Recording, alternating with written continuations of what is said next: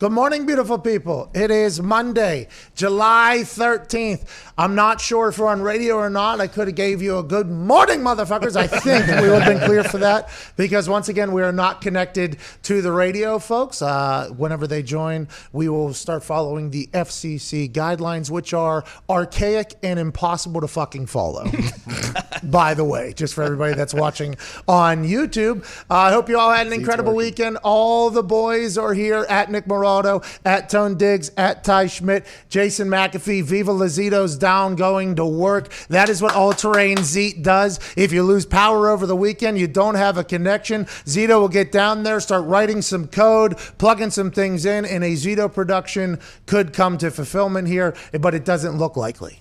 No, we need some more wires over here or something. Okay, at Evan Foxy. And tape, maybe. On the phones, 1-833-622-3331 at Boston Connor. How are you, brother? Fantastic. How are you doing today, Pat? How was your weekend? Not too shabby. You look absolutely ridiculous right now. Nice new jumpsuit. Just got it this weekend. I mean, you said it last week. We should not have money because this is what happens. I walked into Oakley's. I walked by Oakley's. I stopped in my tracks, went back and got these shades. Look at them.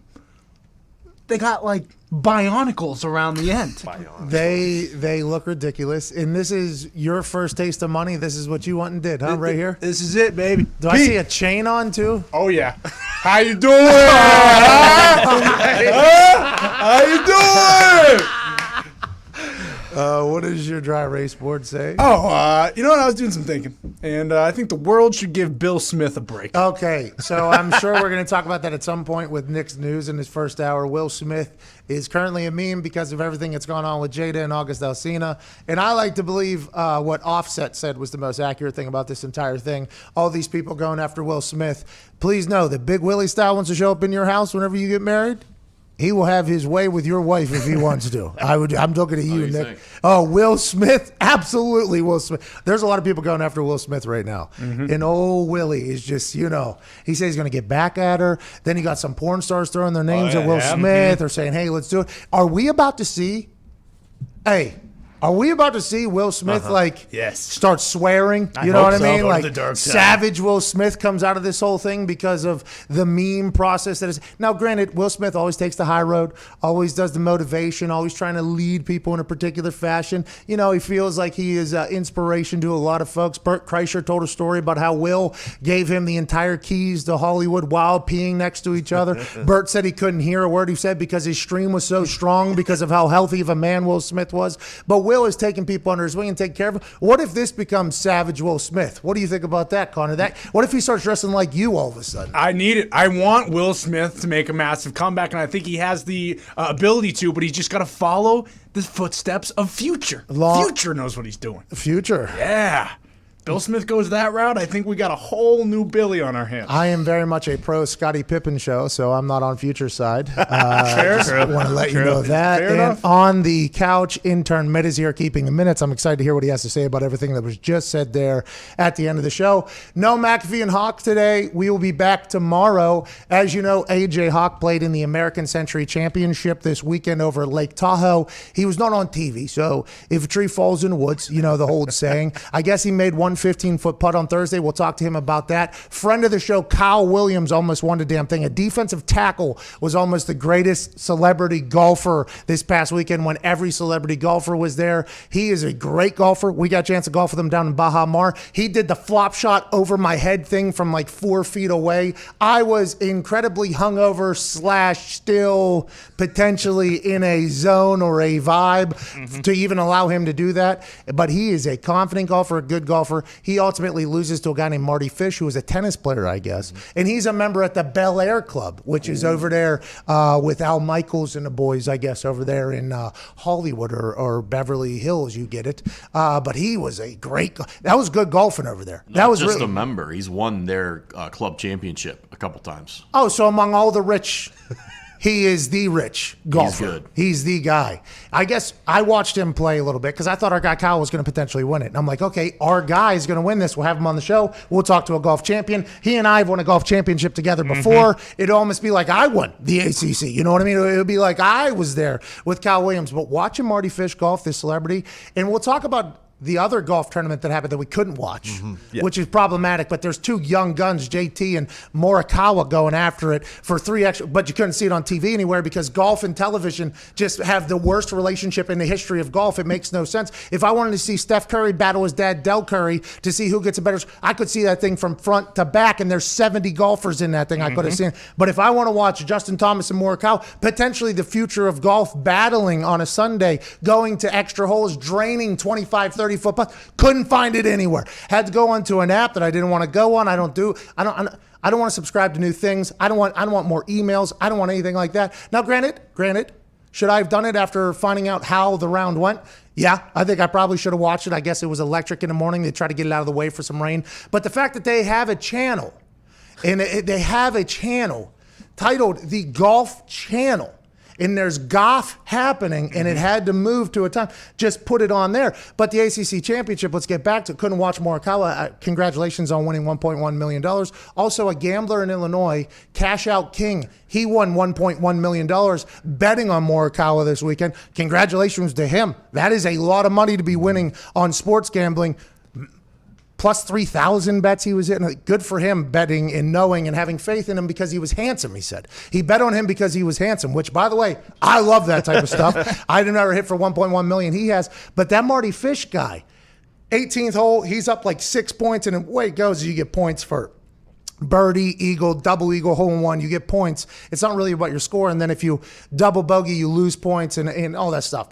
He's sitting there, lying one, about 170 out, par 5, 18, and the green is tiny, and he could just lay up here. He gets a par, he wins, no big deal. He goes he lands it about this far away from water, and it rolls to 5 feet, and then he just undoes his little glove thing and just puts it in his back pocket to win the entire thing. He goes for an eagle, misses the eagle putt, obviously gets a birdie. He was like, that guy's a great golfer. Also, Smoltz, the pitcher, if he could have made one putt, he probably wins that thing. Is that his name? Smoltz? He's a pitcher, John right? Smoltz, yep. He's a pitcher, right? Oh, yeah. A big baseball show. Huge baseball Big show. baseball Yeah. show. The Smoltz, the baseball player. Oh, yeah. He's a great golfer. He couldn't make a putt, though. He was missing putts by like that much and still up in there. If he drains one putt, he probably runs away with this thing. 2 putts, he runs away with this thing. But there's a lot of guys out there that are very good at the golf. I mean, next level. And I think I'm about a year out. Just want to let you guys know. I think I'm about a year out. Did you play against Dell down in? Unbelievable. Del Curry was unbelievable. Made no sense and very serious, too. Like, I think you watch these guys. And while I was watching them from home, because I played alongside a lot of those guys down at the Baja Mar thing, and I was probably the third worst golfer, the second worst golfer down at the Baja Mar thing. Depending on how I was hitting, maybe fourth. I was in that bottom tier. But watching them play on TV, I think, like, Darren Williams is down there. Like, I think they take it very serious. I was not down there. So, like, I think that is, like, when I get into those things, like, I have to remember, like, hey, these are serious tournaments as opposed to, shotgunning maybe 13, 14 beers on the front nine and potentially going to the casino and then battling against. And now, granted, better story if I win, but I think I should maybe think about trying to take those serious if I ever get in them. But then once I start playing bad, it's going to be like, well, why am I even doing this? Let's get out of here. But if I win barefoot and gone, what a moment that is. I mean, that's a legendary. But they were taking this dead ass serious. I mean, that was a very serious, and it was fun to watch. I'm going to be honest. It was fun to watch because I couldn't watch the professional golfers because the professional golfers don't know how to work the television and get a TV deal done where that thing, even if you have to slide it, there's nothing else to just put it on television. So put it on NBC 6 or whatever. Like, put it on, just have it on something or CBS 10, whatever you got to do. But those guys are good golfers. I mean, I was so impressed by what was going on out there. Well, John Daly is the golfer that you looked up to. So, I mean, the way that you do it is the way that you were taught. Yeah, you're 100% right. There are so many legendary stories about he won his first tourney here in Indiana at Crooked Stick, which is the Golf North here. And I don't golf there often. It's very, very nice. I don't know if they would let me golf barefoot there, but he got called in as like a replacement or whatever. And then he goes and wins the tourney. And I guess that Sunday, walking behind him was like all of Indiana, basically. And there's legendary stories. I've not confirmed them with him, where he was drinking just beer walking down the fairway out of a styrofoam. I've never asked him about it because I just heard these stories recently from people that were covering the tournament back there. He was drinking beer out of styrofoam while winning his first ever tourney. Wow. I mean, good for him. What a life. I mean, to your credit, though, when the lights came on and it was time to compete, I mean, you didn't lose. You halved one, but you did not lose that weekend. Scottie Pippen beat me. Oh, yeah, that's right. Well, yeah, but by that point, the belt was tournament already was secured. over. Exactly. We had already won. Exactly. Hey, Scotty, good for you. Great round here. And he was good, too, by the way. He was. Good golfer, Scottie Pippen. Never He had would to have dunk from the free throw line, basically, to beat you. Pippen ain't easy. Great line. Okay, big news coming out of the NFL world this morning.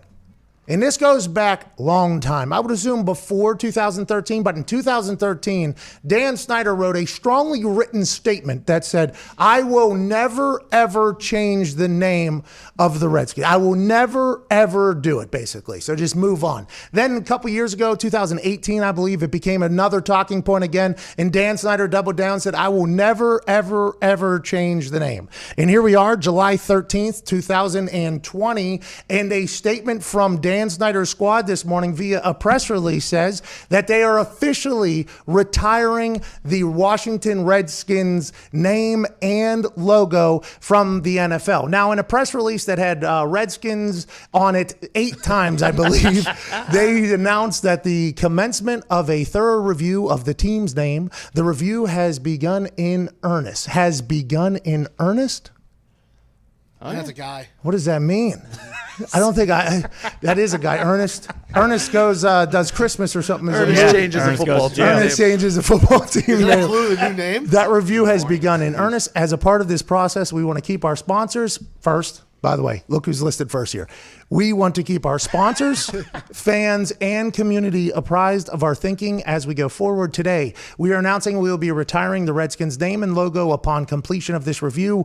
Dan Snyder and Coach Rivera are working closely to develop a new name and design approach that will enhance the standing of our proud, traditional, rich franchise and inspire our sponsors, Lucas first again, sponsors, fans, and community for the next 100 years. Okay, so they've officially said we're getting out of here. Now, a lot of people say this was strictly because FedEx pulled out of official title sponsor of their stadium. Nike started getting rid of merch and everything like that. And I think that's a very fair assumption. We started doing the math, I guess, in 1990 something, 97, late 90s. The Washington football team, formerly known as the Redskins, and FedEx got into a stadium sponsorship deal for 27 years or something for $200 some million. Okay.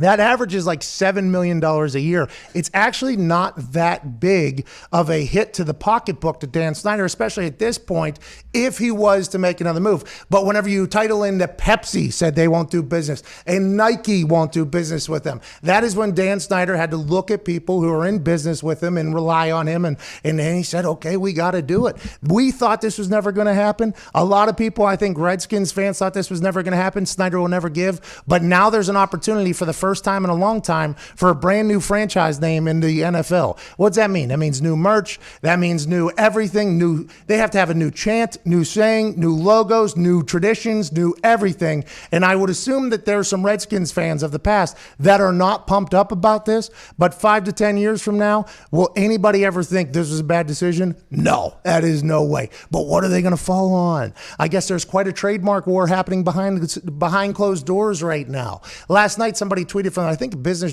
Sports Business Journal or something like that. They said that this morning they're going to be announcing the new name. And I was pumped up. I'm like, hey, we never get anything announced by the time our show's on, right? Everything's normally like noon. Like we'll have this to talk about. Turns out they are just announcing that they are going to be announcing a new name. It's an announce for an announce, which I respect and appreciate. But the reason why is because they can't announce the name because they have to lock down all the trademarks, all the potential trademarks, everything you could potentially need for merch, slogans, sayings. You saw Tampa Bay get trademarked as soon as Tom was thinking about something. That's what they have to do. And I guess there's a guy named something Macaulay who owns all these trademarks because he's been looking forward to this day when Dan Snyder finally has to move it. And I would assume Dan and this guy are currently going at it for potential trademarks. There's a lot of names being thrown out there. DCFC, the Washington Red Wolves, the Red Tails, the DC Generals. How about the Washington Sentinels? Hello, Shane Falco. Yeah. There's a lot of names out there. Whatever they fall on, some people are going to love, some people are going to hate. I just hope it has a cool song and dance that we can sing along with if they ever actually finally win this whole thing. The tough thing, I think, for the team is they've been so bad for so long. Now that there's a team change, the name is changing. It's going to give a lot of people in Washington and their fan base an excuse to be like, maybe I just go root for another team and I don't even worry about this team anymore. Some people some outs. Could give some people some outs. Like those diehards. You know, you think about the season ticket holders that have been there for a long haul. Their entire houses potentially, their game rooms are potentially all maroon or burgundy and whatever it is. You get it. Their entire thing, all the state, they have every jersey. What are they going to do? What are your loyal? See, like the backbone of your business is season ticket holders whenever you're a football team. Now, granted, TV rights, obviously great. But if you want to talk about just your business alone, the season ticket holders are normally the people buying a lot of your merch. They're the people spending the insane amount of money for the tickets each year. There's going to be a lot of people that aren't going to be happy with this. But like I said earlier, 5 to 10 years from now, you look back and be like, oh, probably a good move. Yeah, definitely a good move. How many guys do you think are on this like committee to do this? Or is it just Dan Snyder who's picking this? I like to think of Rivera and Snyder just staring each other down a long, long table. Red Wolves. Write it down. And then somebody goes and writes it. Like that is when you're talking about naming your business, okay, naming whatever, that is a very, very high stress thing to do. I mean, there's been numerous times here where we've had to name things and you just give up basically because it is impossible to think of what's the perfect name for this? What summarizes everything we want to represent? What is everything that this is and everything like that? And then you think of a name and then you got one person that's like, but what if, and you're like, well, you're right. We got to write that down. And then it's like somebody else. So it's not an easy process to do that. And I thought the biggest hurdle would be that I think July 10th is when this conversation started. and July 28th is when they're supposed to check into training camp. So that's roughly 18 days that you have to make an entire business move, I thought there was no way they were going to be able to do that. But it turns out they say by the end of this week, the new name should be announced. But right now you're seeing, I guess you're not seeing it. You're actually not seeing it, which is kind of the point I'm making. The things you can't see are lawyers right now going back and forth for trademarks and stuff like that. And it's probably very expensive. I would assume there's some big checks that are getting written because there's people that get on the internet and they just buy up real estate. It's like GoDaddy.com basically set up like a potential gold rush for people. People just started buying up website names and buying up property on the internet. And then when businesses would come, be like, oh yeah, no, sure, just sell the real estate to them. It was just like, that's a business that people have. They have that with trademarks as well. It's just something that happens where people get into that business because they feel like they can foreshadow or think somebody will need this at some point. I mean, I know of like 3 different humans that do that and did that and got broken off and will still get broken off because they still own real estate as businesses continue to come here. And I would assume that Daniel Snyder's learning quickly about that business. Like, oh, this son of a bitch, just give us, how much does he want? Well, he bought it for how much? $150. He wants how much for it? That's good business, baby. Hey, Dan, that's good business, baby. That's business, baby. That's business, baby. You got to do what you got to do. I don't know what the actual number is in terms of like what teams get for merchandise and stuff like that, but do you think teams will be more reliant on that income this year with no fans in the stands, like selling jerseys and stuff like that? Yeah, I think jersey sales, T-shirt sales, towel sales, flag sales, all that stuff is going to be a rather big push. I assume you're going to see a lot of sales going on. I assume there's going to be a lot of internet, like internet company work that they got going on. Buy one, half off. Buy one, get one. Yeah. WWE has one of those like every single week. I would assume that becomes a much bigger focus because they know that the ticketing department's got nothing to do for at least a couple weeks. Or, I don't know, PSG, I guess they had an exhibition over there in France. They had 5,000 people in their stadium. Originally holds 25,000, so 20% capacity. Is that going to be the new benchmark? Is France in a much different place in America? I would assume, but that's at least like kind of happening. The AFL had fans up there, so maybe there'll be a slow roll back in there, but I think the NFL has to at least think that the first couple of weeks are going to be rough. Yeah, there was a report, I believe it came out on Friday or Friday late, that the Jaguars were expecting like 15,000 people or something like that if they are allowed to have fans this season. But you got to remember, Roger Penske said that the Indy 500 will run in August with half capacity, which is 175,000 people. All right, got to get to a break. I mean, I hope it does. Hey, man, I hope so. Yeah. Hey, we're on your side. That's right. I want to see stadiums filled again. I want to see people going bonkers. But I just don't know if that is even possible in the world that we're in right now. What's up, Zeke? Oh, why when you say break, I got to send a text message, and then they get it, and then they take us to break. Oh, okay. Are we still on radio right now? We are technically, they're using our YouTube stream as the radio. From the beginning? Because I dropped a couple hard. I told them there was a couple F-bombs coming your way. Make sure to get rid of those, and he did. Okay. Nice. Zito, way to think ahead there. Yeah. Very much something that could have slipped through the cracks there because you were just on the ground plugging things in. Now you're Had the texting. headphones in. I mean, that is very good, Zito. Hey, you don't get enough credit. Thank you. It means a lot. Did you go to Carolina? Yeah, I did an online class. I am actually an honorable student there. What? Honorary. Sorry, I always forget that word. Send the text. This is the Pat Madden Show.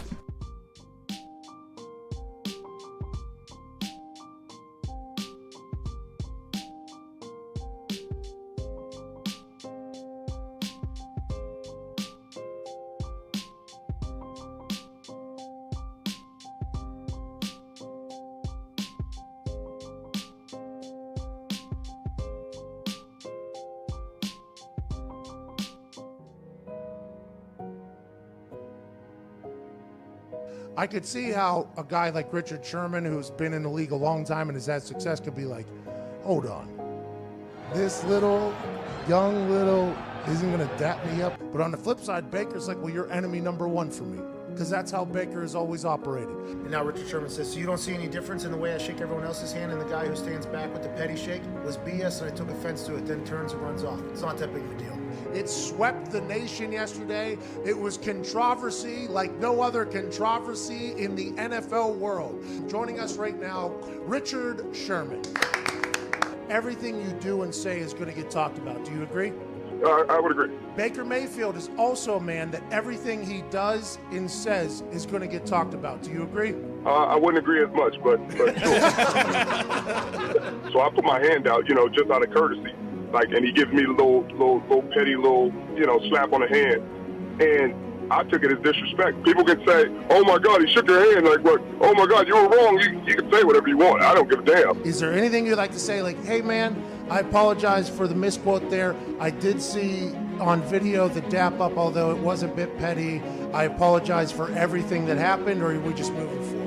Oh, it's going to be a bit of both. It's definitely my bad. I never want anybody to have to deal with some shit some stuff that they didn't do, And so I'll probably reach out to him via text or social media to actually get a hold of him and talk to him in person. First off, that was a great name y'all came up with, like Dapgate. I was crying laughing. But yeah, he definitely deserves an apology, and that's my bad on that. Richard, I'll tell you what, bro. To show the humility right there to say, hey, my bad on that entire thing. Once I watched the film back, it was different than what I thought. I think a lot of people are going to have a lot more respect for you. They should at least.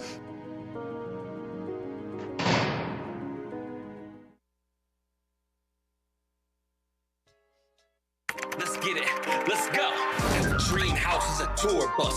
Scream loud that you knew us. Deep down on the new plug. You ain't about to get too dust. Pete's frown when they crew scrubs. Sweet sound from the two subs. Beats loud as a move, bruh. Lead the crowd like, ooh, what? Long hair on the big body. 210s, both sitting shoddy. Cracking fits, start getting rowdy. Blowing nose, looking like an Audi. It's Uncle Sam without the taxes. Crowd stands up, I keep them loud. I made this beat, you hear it smacking? Who is 30? Hand me a nap. You probably wasn't expecting this. What expected?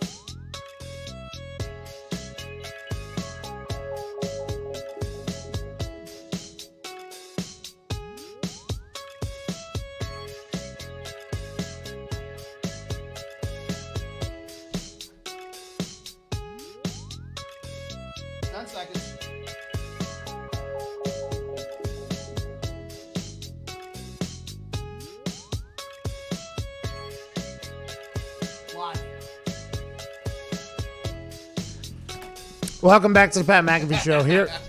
Monday, July 13th. We'll be joined by Bruce Feldman in about 6 minutes, college football talker for Fox Sports, The Athletic, and he's a New York Times best-selling author. Really? Whoa, wow. Big Bruce. Hey, these people that like to write, they like to write. Don't they? I mean, look at this. Fox Sports writer, writes at The Athletic, and a best-selling. When does he have time? When does he have time to do all that writing? Good question. Can't wait to find out. It's much quicker just to talk. Yeah, like I do a lot of notes section. Oh, that's him. I don't think I've ever seen the guy. Okay, Bruce. Look at Bruce. Wow, he looks good. For those listening already, we just showed a picture of him. I've probably met that guy, 5-6 times, and I had no idea that was him. Good man. Can't wait to talk to him. The writing thing takes a long time, though. Yeah. I was asked to do a column for somebody, one we won't speak about. So I started writing it, and then I was told like 10 days before that I was canceled from doing it, basically. And while I was doing it, I was like, oh, this is going to cause some waves. I'm putting, my words out there so people can read it and share it. And it's just going to, let's make this good, And then as I was like, quite a while into it, I was told I was out on the job. What? You know what I mean? For who? Yeah. Well, I'm not going to say the name, but the person will never come on the show again, so you can kind of get a hint. Fair enough. You know what I mean? Mm-hmm. That's a shame. People would have liked that. But that writing is a long one. Like book thing, like I feel like I should probably write a book. I feel like that is something I could probably do rather well, writing a book. My story's probably pretty good. Things like that. I've started a couple times. Yeah. There's just no end in sight. I mean, you start writing and it's like, okay, we got another 4 years of writing here? And then this guy writes for the Fox Sports, The Athletic, and he wrote an entire book, at least one. I don't know how many books he's written, but when do you have that much? And do you just do you just bury yourself in a hole? Like, what do you? I don't know how these writers do it. I'm so impressed by it. I think so. I mean, that's pretty much what you have to do if you're writing nonstop. And it's tough for you because if you wanted to write like an autobiography, I mean, Can't leave it out. Your story's not done yet. Yeah, well, Andy, can't leave anything out. Like, what about this story? And then I mean, it's just writers have a very impressive brain for me. A lot of patience, obviously, a lot of creativity. Normally, those two things don't go hand in hand. We'll talk to Bruce Feldman about college football. Feels like college football, by the way, is. Yeah, you might have to find something else to write about. It's in a. Feels like this particular season is in a. It's like. Heaven's waiting room right now. Just waiting to die. Oh, yeah. Feels like it's just waiting to die. That's college football.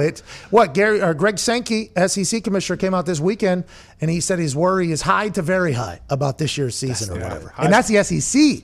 In the SEC, we all assumed would be like, hey, listen, it's different down here. That's their actual motto. It is different down here, and it just feels like whenever they come out and start saying, and then Big 10 and Pac-12 say, hey, we're going to be doing in-conference is our first move, and that's just a business move, it becomes the thought of, damn, you got a lot of people that don't live around in their life, doesn't revolve around college football, making decisions on whether or not college football should come back. And those same people, by the way, probably don't love college or love football to begin with, right? Maybe that might be judging. I don't mean to do that. Football's an easy sport to love. But there was a little bit of a war on football just a couple years ago. Yeah. And I would assume some of those people are potentially making decisions on whether or not football comes back now.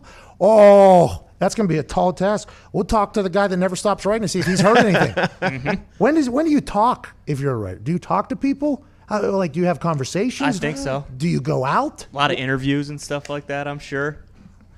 I don't know, man. That is a different world. I wish I had that patience, though, because I think it's really, I think writing is almost a lost art at this point. There's not a lot of people writing. I mean, I'll tweet the hell out of some stuff, though. So maybe I am a writer. Yeah, that's writing. Yeah, I write very, very short stories. Short form. Very, very short stories. Short stories are hot right now, though. You should have seen my when I had 140 character film run there for 5-6 years. Next level, people say. Made it easier now. Some of them were hitters. Some of them were get the hell out of here. But hey, that's what happened whenever you write so much. The writing world is insane. What's up, Diggs? I assume that you could maybe just talk it into a voice recorder and then have someone else type it out. No, Diggs. Can't have somebody else write your story. No, they just type it. I get a lot of DMs and emails from people that are like, hey, I'd like to write your book for you or whatever. And it's like, no offense to you. I feel like I'm a rather good storyteller, and it's my story. I think that should probably be how it goes, even though this is the least efficient way to do this because this won't happen for probably 20 years at this point. I feel like that's the right way to do it. You talk in a recorder, and Mitt then transcribes it. Oh, yeah, that's who we need. Yeah, that's who it is. We'll get old intern Mitt to do the minutes of my minutes to then it'll make it a book. A man who is a New York Times bestselling author. We have been talking here for the last couple of minutes about when does he have time to do all this writing. Fox Sports writer, also The Athletic. Ladies and gentlemen, college football expert Bruce Feldman. Yeah! Bruce! Bruce, how do you have time for this interview? Oh, no, I think you're muted. You might be muted. Is he muted? Yeah, you're muted, Bruce. What? Yeah, just push the button down there on the bottom. It should say unmute there. You see, he just got done writing, though. Yeah. Just picked up his phone, just got done writing. The thing's probably muted. How we feeling? Good? We did it, Bruce. I have a question for you. Before we get to college football, in which you have a wealth of knowledge on, what do you just write, like from time, obviously you're doing this interview, so you're not writing right now. You write The Athletic, you've written books, Fox Sports. How do you have all this time to, how long does it take you to write all this? Like, you got to just write all day, huh?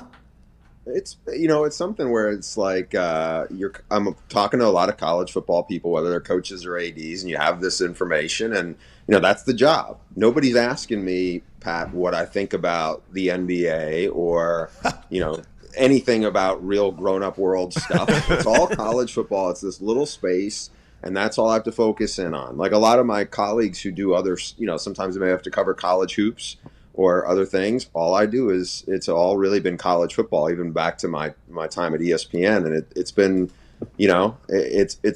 normally it's a great thing. I mean, I love just the sport. A lot of people in the sport, so that part has been so much fun. It's now when this has been a pandemic and the conversations have been a lot different. One of the challenges has been, writing about a lot of the same thing over and over again, because this story as it is it just feels like it has dragged on, and we're kind of back where we were 2 months ago. And so that part has been, pretty exhausting just from a mental side of it. But, I love the reporting part of it. And so this has been an outlet. The books are so much different in terms of I spent a lot of time when the pandemic started really working on a book with Ed Ogeron that's going to come out in a month or two. And that was really fun. Go Tigers. Dive deep into the football. I know that will hit close to home. Okay, so let's talk about what you were alluding to there about being 2 months backwards, basically, where we thought we would be. The Big Ten and the Pac-12, the Big Ten definitely reported Pac-12 have made a move to inter-conference games, basically. And I think that was a business decision as opposed to a health and safety decision. Now, I might be wrong there. You probably know more than me. But when it comes to the health and safety concerns of COVID-19, Greg Sankey, the SEC commissioner, he said that he's worried about the season is high to very high or something like that. What are you hearing about this season happening? Because it feels like, as somebody who is a eternal optimist, okay? I see a scratch off, I think I'm winning it. I buy a Powerball lottery, I can't wait to spend the money. Like, I am an eternal optimist, but it feels like this season for college football, at least, I'm not sure about the NFL, but college football, big old question marks.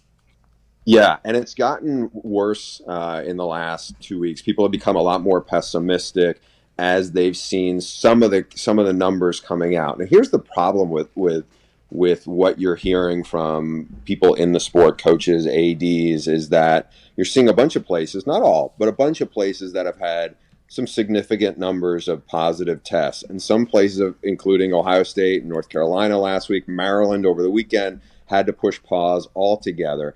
And the problem is that's happening with social distancing and small groups. They're not doing any football stuff. Obviously, you've been around a team and played on a team. Once you go to football stuff, you can't do the social distancing, and we're talking about 100 guys, not just players, but team, staff and coaches, and that is a concern. Plus, if you're having other students back on campus, nothing really happens in a vacuum. Now, one of the things I've heard from multiple coaches is that they feel like the players, for the most part, are in decent shape when they're around the facility. The issues come around when, a bunch of guys got together and they played Madden, or some guys went to a pool party, or people went to a bar, and that's where it really, exponentially grew. And as we're seeing cases around the country, those numbers going up, that has become very alarming for people who are in the sport. And so my, understanding, and this thing is evolving from day to day, if not hour to hour in some cases, is you're going to see, like the ACC said, they would like to make a decision on more things at the end of the month. I think you will see people go delay as they can get further in. Like, at what point can we not have a season in the fall? And whether that gets us into a date until later in August before they make that determination. Because I think what you saw from the Big Ten, certainly, and from the Pac-12 is creates a more manageable situation for them in terms of more uniform testing, which they can control around the conference, attendance policies, everyone's on the same page, but also gives them more schedule flexibility if and when you're going to have some cancellations and makeup dates. Then you're not trying to rejigger a whole, FBS program. You're just really trying to reformulate the conference one, which is a lot more manageable. Okay, Bruce, a lot to take in there. So the thought of the interconferences, just because they have their own rules, and then last week, or everybody's kind of on the same page because they're a conference, they're aligned together, they probably work together, I would assume. Robin Harris, the Harvard executive director, she came out last week when they officially canceled their fall schedule, and she said that she was listening to the campus rules from the schools that are in her conference. So it wasn't like the sports were making any decisions. It was the campuses making their own rules, and then they were seeing if the sports would have been possible with those rules in place. Is that what it's going to be for these conferences that are, I don't want to say favor sports a lot more than the Ivy League? Like, is it going to have to be individual campus rules? Is that what it is? Yeah, Pat, just this is something to keep in mind. And I had a conversation, it was probably probably about 10 days ago, when you started talking to Ivy League coaches about what was coming down the pipeline for them. and the decision obviously that they made, as you referenced a minute ago. So one coach pointed out to me, he's like, hey, we're not a revenue sport here, and we don't play have any postseason anyway. So it's a little bit of a different animal. Now, where it mattered somewhat is you talk to a lot of coaches around the country, and they'll say, well, my president, my university president, they pay a lot of attention to what the Ivy League presidents think. So I don't think one person is ultimately going to make a determination on this. They're going to listen to the expert panels that these conferences have kind of put together. But obviously, and you know this, college football is unique in that there is no leadership above in terms of, this isn't like the NFL, this isn't like NBA, this isn't like Major League Baseball where there's centralized leadership. It is all fractured, it is all fragmented. And where that really gets to be especially messy is, look, early on in the pandemic, it was a huge issue in the Northeast and some pockets of the country. Now it's in different places, and I think that has changed things. So I think you're going to see, more fractured decisions. But I do think when the Big Ten jumped out as it did after the Ivy League and said, hey, we're going to conference only on Thursday, I thought it was telling that Gene Smith, who's the AD at Ohio State and arguably as powerful an AD as there is in college athletics, and then as well as Kevin Warren, the commissioner of the Big Ten, they said things, and it was almost like they put their names on it. It was this kind of tone you would hear about being really discouraged and frustrated with how a lot of people have not taken this seriously enough. And this is why they're in this situation they're in college athletics. That's the tone of things that I've heard from a lot of, not just ADs, but some coaches as well, of their frustration of what's going on. And this was the first time when you heard Gene Smith say it, and I think you heard, Greg Sankey, the SEC commissioner, echoes some of that a couple of days later in a radio interview on ESPN Radio. So who's somebody, how long have you been around college football? Years? Like 20, 25 years. Bruce! Congrats, by the way. Not easy to do that. You would think you potentially get kicked out of the business by this point, but you've been doing a stellar job for 2.5 decades. Who is somebody, like, when they make a decision, we should listen to? I knew that the Harvard decision was going to be much different than the Power Five and everybody else, but when, like, Greg Sankey spoke this weekend or whatever, like, that's somebody that whenever he speaks, we should be like, oh, this is probably what's going on. Like, who is somebody who is a voice that whenever they say something, we should be like, that's probably echoing the sentiment of everybody else when it comes to college football?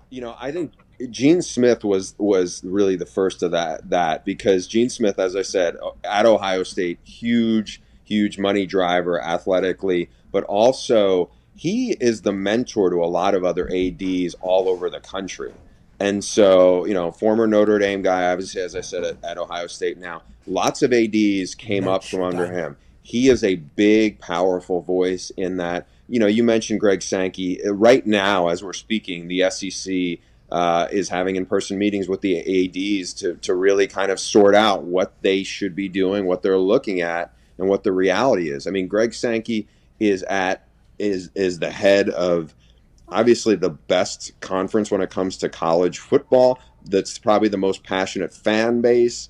And I think when you look at what are they going to decide, I think that's going to be a reality for a lot of people, because if people around the sport go, wait a minute, the SEC is doing this, I think they're going to, it's going to strike a real chord, because a lot of people, the mantra, it just means more. When it comes to football, that's how it's viewed. And so if they're saying, here are the things that we're concerned about, I think it's got to hit home for a lot of people who say, oh, you know what, they're maybe not taking it seriously enough in other places.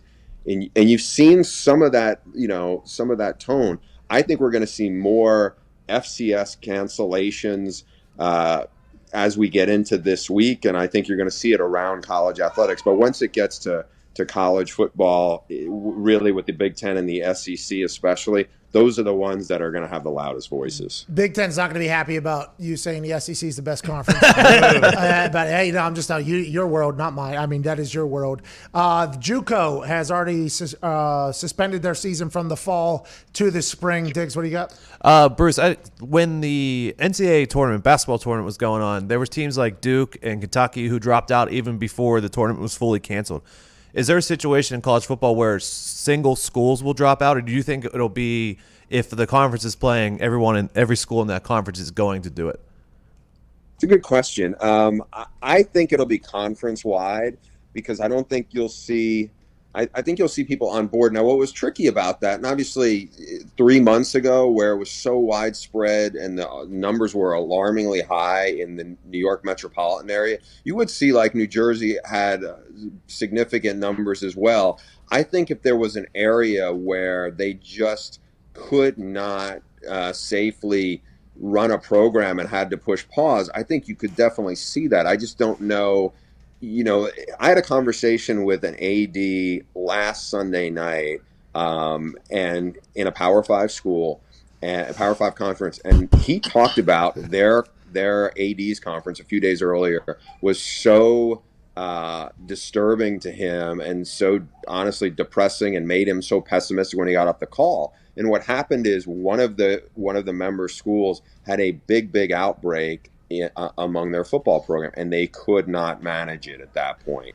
And that was the sign where I think, if you get somebody in the conference talking about it, I think that tone will reflect upon the rest of the league.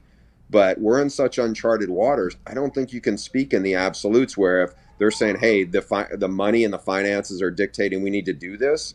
Look, Pat, the school and the state, you played in, the numbers are not what they are in most other places. Now, does that mean Neil Brown and they're gonna be the only ones playing? I don't think so. Hey, we win then. Big 12 champs. Yeah!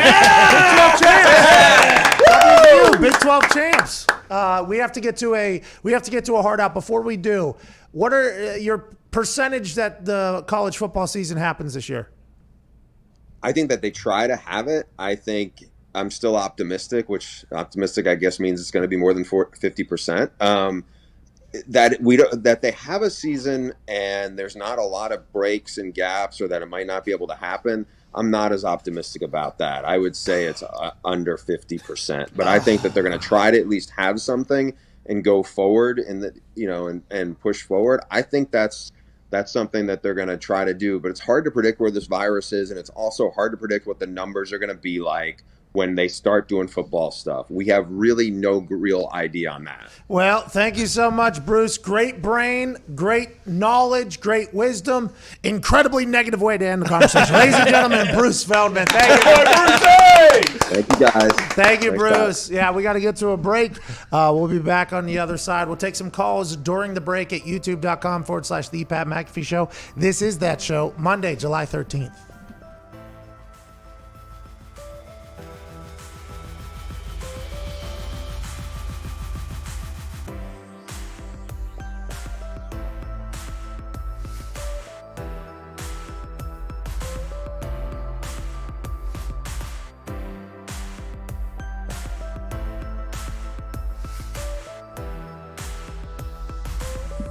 I am not 855,000. Yeah. Okay. We're climbing. Okay, we are climbing. Road to 1 million. Shout out to Juju Smith-Schuster, who got 1 million on his YouTube page. He posed with a couple balloons that were gold, one and an M, in front of a very expensive exotic automobile. Yeah. Excited for your giveaway, Pat. Excited for a giveaway. Massive giveaway whenever we get to 1 million. Can't wait to do that. Giving away everything. Oh, yeah. Everything. I don't know if Everything must go. I don't know if that's accurate. We're giving away a lot of stuff, though. So whenever we did the professional baseball documentary, we had a thing called the Groat, obviously, the greatest raffle of all time. You buy the Groat, you're automatically entered, or you buy the doc, you're automatically entered into the Groat. We gave away Super Bowl tickets. We gave away Stanley Cup tickets. We gave away World Series tickets. WrestleMania. We gave away WrestleMania tickets. A Lisa mattress. We gave away Lisa mattress. Job we gave shadow. away a job shadow of Nick Moraldo. We gave away Cash. FanDuel, I believe. We money. gave away we gave away everything, and we'll be doing that yet again. Bigger, better Groat somehow. The Groat 1 and the Groat 2.0 might have similar things, but the Groat 2.0 will be larger and better because if you get to 1 million on YouTube, just talking about fucking sports, I mean, let's go. Nothing to sneeze Let's at. go. Come on. It's awesome. We appreciate everybody, obviously. Let's go to Ty in Washington, D.C. What's going on, Ty? We're going right. Hey, Pat. We're going right into the teeth of today's story. What's going on in D.C. right now?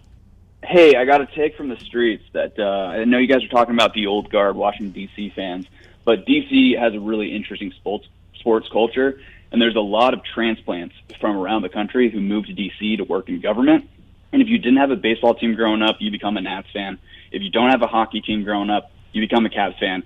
I don't know of a single person who's moved to DC and become a Redskins fan. And maybe it's the name, the logo, or the burgundy and mustard color scheme. But there are going to be a lot of old guard that are upset. But I think the DC FC, or whatever they decide to call themselves, has the ability to pull a lot of people, introduce them to the NFL who move to DC.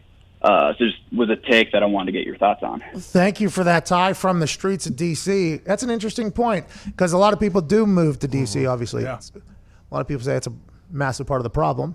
Yeah. I mean, there's a lot of things, but you could see how a lot of people do become Nationals fans. I mean, every single politician becomes a Nationals fan at some point because they love DC and everything like that. But you're right. I think there will potentially be, you're right, Ty, a younger fan base for this, and that's what they're playing for, I guess. But boy, if they stink, it doesn't matter. Just want to let you know, if your team stinks, it does not matter. Now, granted, if your team's 700 years old, which I guess the Redskins kind of are, they are an older team. But like the Packers, for instance, they can stink for 10 years and their fan base will still love them. Steelers, they can stink for 10 years, fans will still love them. There's teams around that Bears, same thing. Kind of in the middle of it. Lions, kind of in the middle of it. But there's some fans where they will have a diehard fan base. I think that fan base is going to have to find a new diehard fan base potentially because people are going to hop off the wagon. Just like you said earlier, this maybe gives some people a chance to finally quit their fanhood of the Washington football team. But on the flip side of that, every new beginning comes from some other beginning's end. Yep. Well said. And I think that is an exact situation here potentially for a whole new fan base for them. And the problem with them for the young generation coming up there is and you're just picking your team and you don't really have an alliance to one. It's going to be tough to pick the new Washington team over, say, the Chiefs.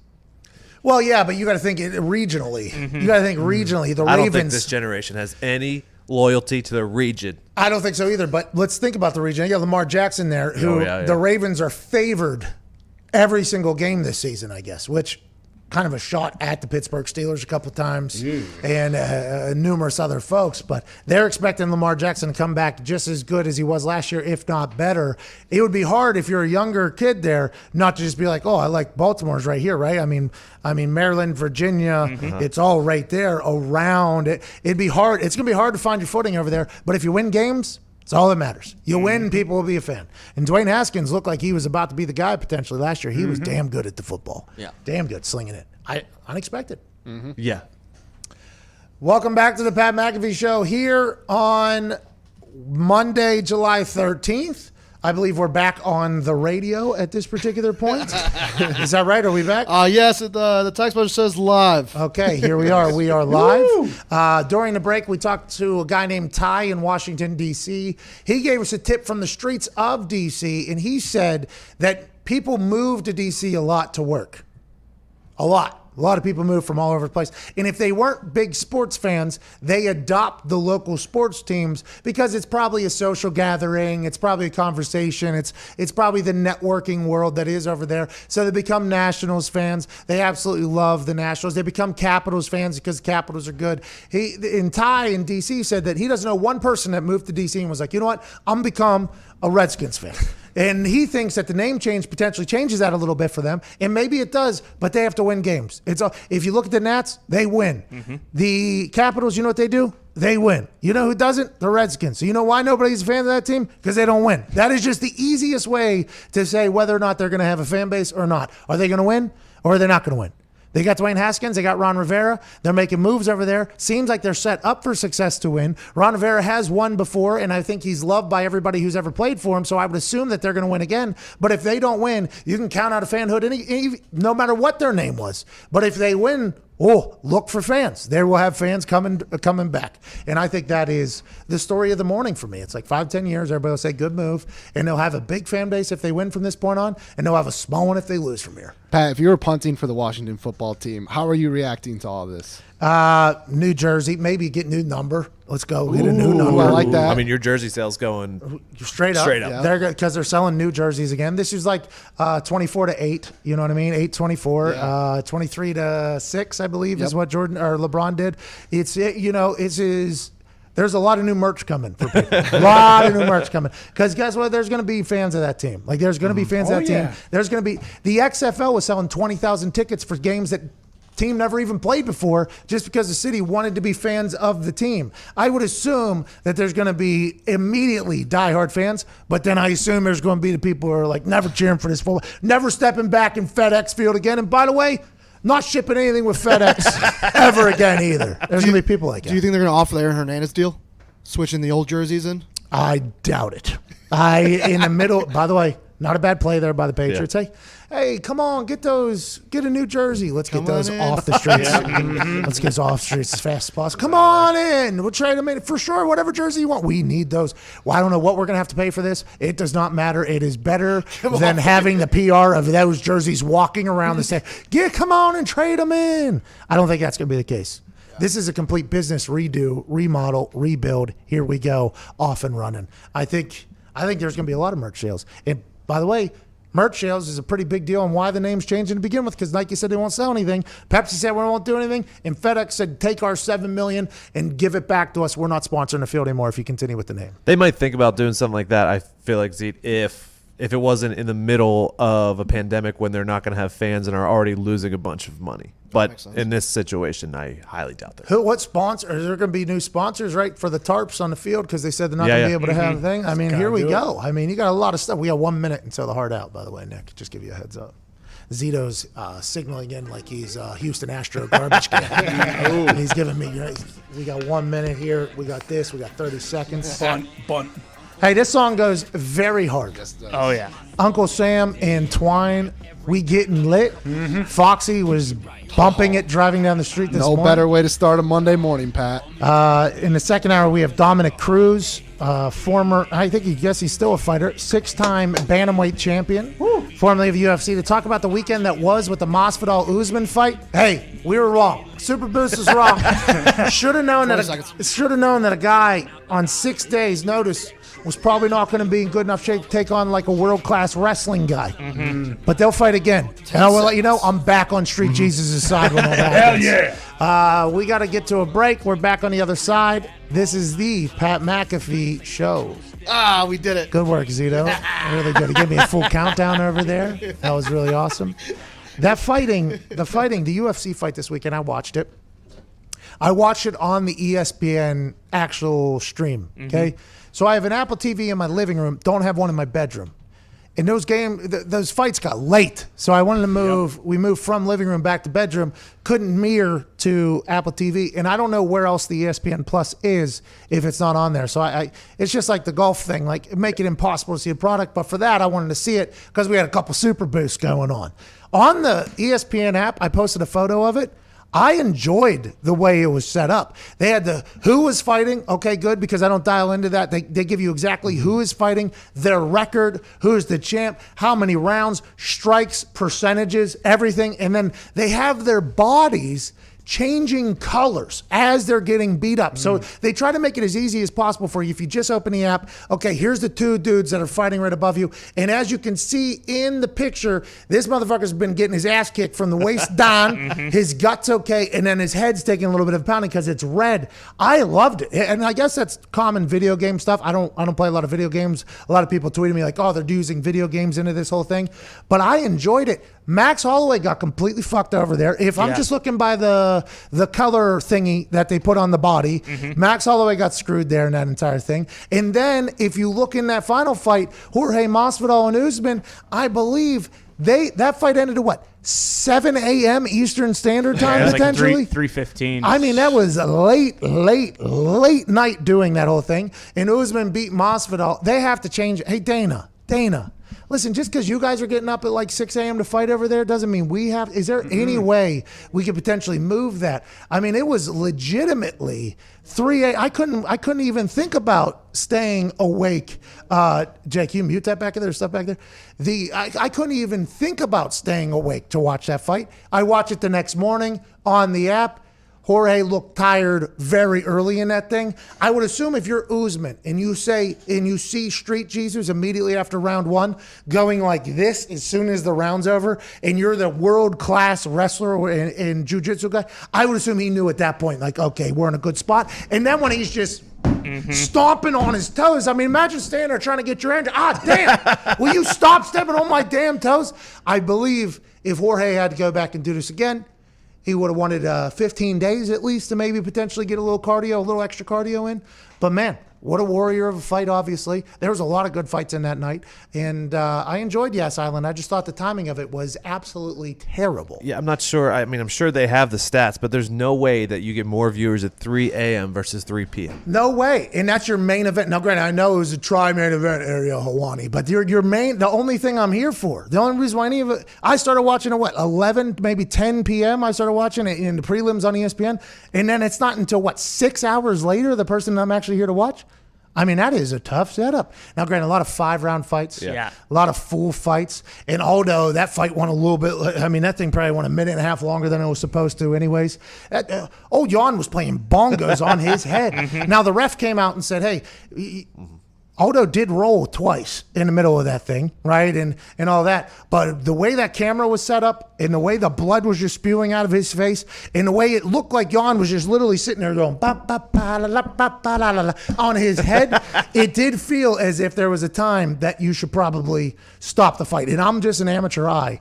But boy, the internet was not happy with that ref. But that night was long. That was a fucking long night over there at Fight Island, which wasn't really an island, just an arena over there. But it was a long fucking night over there. Very long, and then also very, like, for me at least, I was done. I kind of needed to come down a little bit. You get that adrenaline after watching that. I didn't go to bed till like 4:30. So you watched the end of that thing? Oh yeah, I watched the whole thing. Were you the one texting in the group text? There was some people texting in the group text, and it woke me up. My phone was just like vibrating on I was like, who's texting me at this time? And then I looked, and it was somebody either not happy or happy about the fight outcome. And I'm like, this fight just ended? I felt like I'd been asleep for maybe 2 hours at that point. I saw the first round. I saw the middle of the second round. Then I passed out, and then it hadn't ended until, 20 minutes later? That was a late night over there. I can't do that again. No. I can't do that again. I won't do it. I won't do it. Can't win with it. Won't win with it. Just can't do it. What you guys say back there? 30 seconds. So we're live. What did you say, Jay? 59. We're back on radio at 59. Just 59 straight? Yep. Yeah, there's a lot of math. I'm not really good at math. How's this happen, though? Is this on us? Like, how does this all fucking happen? I'm going to be honest with you. I don't know. You know what I mean? I believe it's their end, but I don't want to throw anyone under the bus. Like right now, there's, at any given time while I'm talking, there's either, hey, we have no air, or hey, we are on air. And I mean, I have a lot of voices in my head to begin with, so this isn't that difficult. But boy, I would like to know whether or not I can say fuck or not, because fucking 2, A. 1. We're back. Good morning, beautiful people. It is Monday, July 13th, big day in sports. The NFL will officially get a new named franchise. This hasn't happened since the Titans. Texans? Or Ravens? No, Texans are definitely post-Ravens. You get it. It's been a long time. There will be a new football team name in Washington, D.C., officially announced via a release from them that says on July 3rd, we announced the commencement of a thorough review of the team's name. That review has begun in earnest. As part of this process, we still don't know what that means. I still don't fully understand what that means, but you get it. As part of the process, we want to keep our sponsors, number one, fans and community apprised of our thinking as we go forward. Today, we are announcing we'll be retiring the Redskins name and logo upon completion of this review. Dan Snyder and Coach Ron Rivera are working closely to develop a new name and design approach that will enhance the standing of our proud tradition, rich franchise, and inspire our sponsors, first and foremost, fans and community for the next 100 years. It's a pretty big decision that they had to make here in 10 days. You have to completely change your franchise. I'm assuming, even though Dan Snyder in 2013 came out and said, there is no chance I change the name of the Washington Redskins. And then again in 2018, he doubled down on that sentiment. And then I believe just a few weeks ago, maybe it was even echoed again from there.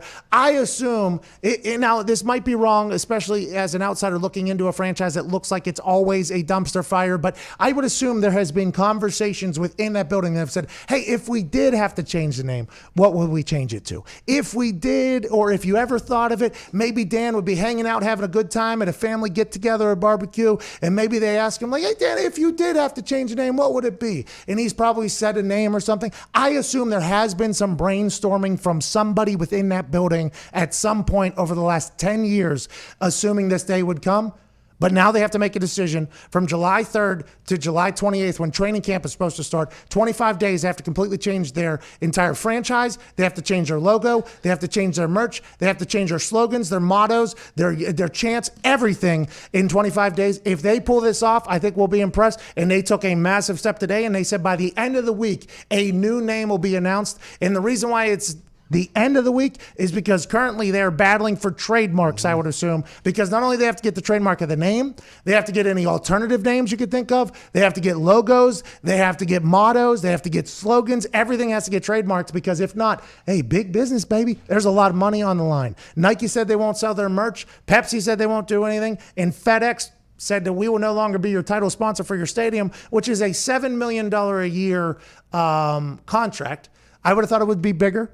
I think everybody would have thought it would be bigger, but it was like a 27-year deal for $200 million or something like that. So it's like a $7-point-something million per year, which anytime you can sign a deal for $200 and some million, I would assume you take that as you can.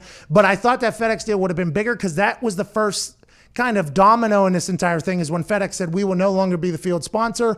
Then Nike, Pepsi jump on board. Dan Snyder said, hey, I'm here to keep my sponsors happy. If you want me to change my damn name, I'll change my damn name. And that's what they're currently doing. What will it be? Nobody knows. Red Wolves, Red Tails, the DC Admirals, the DC Sentinels, the Washington Sentinels like Shane Falco. Ooh. There's a lot of names out there. DCFC would be beautiful as well. Who knows what they'll fall on, but we will talk about it. At Nick Morato's here. At Tone Diggs is here. Ty Schmidt is here. Jason McAfee is here. All Terrain Zito is here. Figuring out tech and speaking into microphones and counting down. A man that's illiterate is handling so much. At Evan Foxy and on the phones. A man who should not have money at Boston Connor. You said it, Pat. I have a question for you, though. Did you happen to catch the Hall of Fame Family Feud yesterday? I did, and Bruce Smith has one of the... Now, I'm a Family Feud fan. I'm very thankful that Steve Harvey went in there and gave a to that franchise. Steve Harvey brought that thing back to life. Mm-hmm. Steve Harvey's just delivery. Because he's a super nice guy, right? But he's also a incredibly, I assume he's a hard ass if you deal with him in person. He's kind of a little bit of a tough guy, and he's incredibly funny. That's why his comedic style is one that I appreciate a lot. His reactions to terrible answers are what make that show go. Mm-hmm. Never would have guessed that Hall of Fame Bruce Smith would be probably top one of reactions for Steve Harvey. And it was a handyman question. And, you know, whenever that clock gets on you, I assume it can get a little bit difficult. Shout out to the Hall of Famers, by the way, just beating the hell out of the current football players. Mm-hmm. Chris Carter, Michael Irvin, Bruce Smith, Kevin Green, I believe, and I forget who else was there. But Bruce Smith had maybe top one moment in the history of Family Feud when he was asked if Captain Hook was a handyman, what would he turn his hook into? Answer, hammer, already given by, I think, Michael Irvin. Yeah. And then he said his second answer, obviously, for a handyman to change his hook into a penis. And that is just, if you haven't seen the clip, need to see it. One of the best Family Feud moments of all time. Shout out to Bruce Smith for giving us that. It was a good weekend, Connor. I hope you had a good weekend. You look absolutely ridiculous. I had a fantastic weekend. I went shopping. Where do you even find, it's like a double-collared jumpsuit there, right? Oh, yeah. You got a chain on. It is, 85, 90 degrees in Indianapolis. Humidity thick, but it doesn't matter when you look that damn good, right? Yeah, I know. Don't care at all. I mean, who cares? Sweating, I mean, I smell like dog crap anyways. It is a sweatsuit. We've learned that you don't have a mustache anymore. What's going on there? You know, the mustache was a hell of a ride, but, nobody hopped on the ride, so I just figured I'd shave it off. Mustache rides for the broke guy. Now you get wealthy, you go buy some things. Look at the glasses accessorizing with the jumpsuit. Thank you very much. So what are you going to do tomorrow? Oh, believe me, this wasn't the only thing that I purchased this weekend. You just ran right through that book bag? Oh, yeah. Oh, yeah. Seriously, Redwood Tree on the way, and then everything else is, spent at the mall on Saturday. I see that your dry erase board is still for Bill Smith. Oh, yeah. I feel bad for Big Bill, He's done so much for us. First of all, it's not Bill because his name's not William. It's Willard. Oh, so it's Billard Smith. So Billard. Yeah, if anything. Billard Smith. Okay. Anyways, Billard Smith had a long weekend. He a lot of did. memes. That red table, by the way, very aggressive decision to do it. But Bill knows content game. Yeah, he does. Those numbers are massive. And, by the way, we've seen that face in plenty of movies before. Turns out, really good actor. Like when he's actually befuddled and sad, exact same face as when he's acting befuddled and sad. Yeah. Good for Will Smith. Because he's not acting in any of his movies. That's it. He just plays Will Smith in every movie. And that's why they're all so good. Billard's the best. I mean, Billard's See, the look, best. I didn't want to get into this because, I don't like the guy for professional reasons. I didn't want to get into his personal life, but it's been spattered all over the internet. People are expecting me to say something. Look, all I'll say is his son said basically that Tyler the Creator was his father. His daughter's writing letters to Tupac, and his wife's out there sleeping with everybody on the town. Jeez. So Will needs to get his house in order, and then maybe he'll get his career back on track. But everything's falling apart for the guy. And I don't want to revel in it. I don't want to be the guy to sit here and say I told you so, and that he was going to bomb and everything was going to collapse on him. But here we are. You guys made me do this. I hope you're happy. Back on track. I'm not happy with what you just said about Billard. Unbelievable. Bad Boys for Life was so good. So good. Yeah. Is it? Did anyone see it? Yeah, it was a banger. I did. I did not see it. I know. That's a tough weekend. I mean, everything you just ran, I didn't know all of that. Yeah. I didn't know that to the extent. Those are the things about my Billard Smith, my Fresh Prince, that I try not to learn about because I like to keep him in high regard because him. These are things I don't want to know either, Pat, but people send them to me because they assume since I don't like the guy's movies that I have to stay up to date on everything he does. This is a sad situation with August Alsina and Jada Pinkett Smith because August was in love and Jada just called it an entanglement. That's tough. That's a heartbreaker. Oh, they just got tangled up? An entanglement. That was the word of a choice, an entanglement. And then the way Will, granted, it's a big sports show, Will laid it out was basically like August came to them for help because at the time he was not healthy or something like that. And then they broke up and then an entanglement. You know what I mean? She nursed them back to life? I believe there's a lot of nursing. That's what it seems like. But everybody's going after Will. Poor Will here. See, Poor Will. I'd like to see a little less Will Smith, a little more Mike Lowry. Maybe you should go beat the hell out of this guy or something. You know, maybe Savage Will comes from this entire thing. How long can you get beaten up for by stooges like Nick before you finally say, enough's enough, no more Mr. Nice Guy. I ain't Fresh Prince anymore. I'm Savage Prince. Or, like Ty brought up last week, was he enjoying it?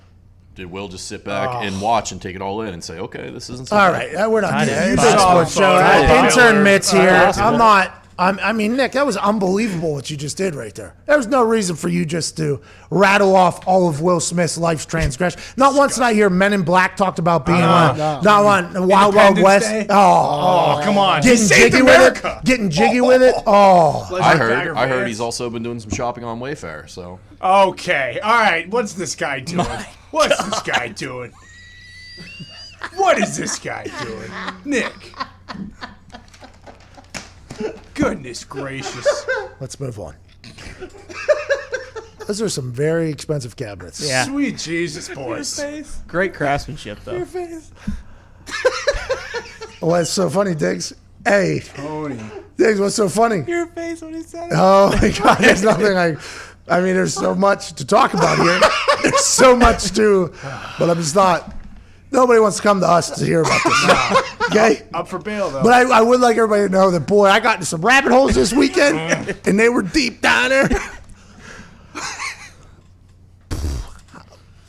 Expensive cabinets. Just for my sake, just to get my, I don't think they were coming inside of the cabinets, by the way. I think it was an alongside purchase for those that are on the internet.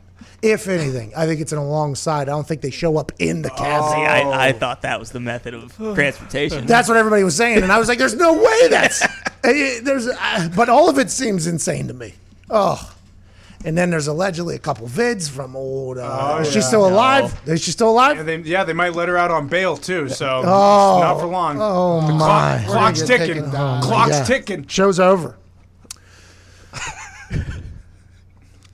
Thanks, Billard. Does that make you feel good? No. What are you looking at me for? I'm sick to my stomach thinking about it. The NFLPA sent back an economic counter proposal to the NFL. I mean, what do we do? I'd like to go to a break. We'll be back on the other side. It is 10 minutes after the hour. What are you supposed to transition into? Oh, my God. Men in Black. 2. There was a marathon of Men in Black on all weekend. Oh, I thought the timing couldn't have been better. It was the best. Josh Gordon's selling it for is it $10,000 more, though? I don't know. We'll find back. Let's get to a break. We're back on the other side. This is the Pat McAfee Show. Jesus.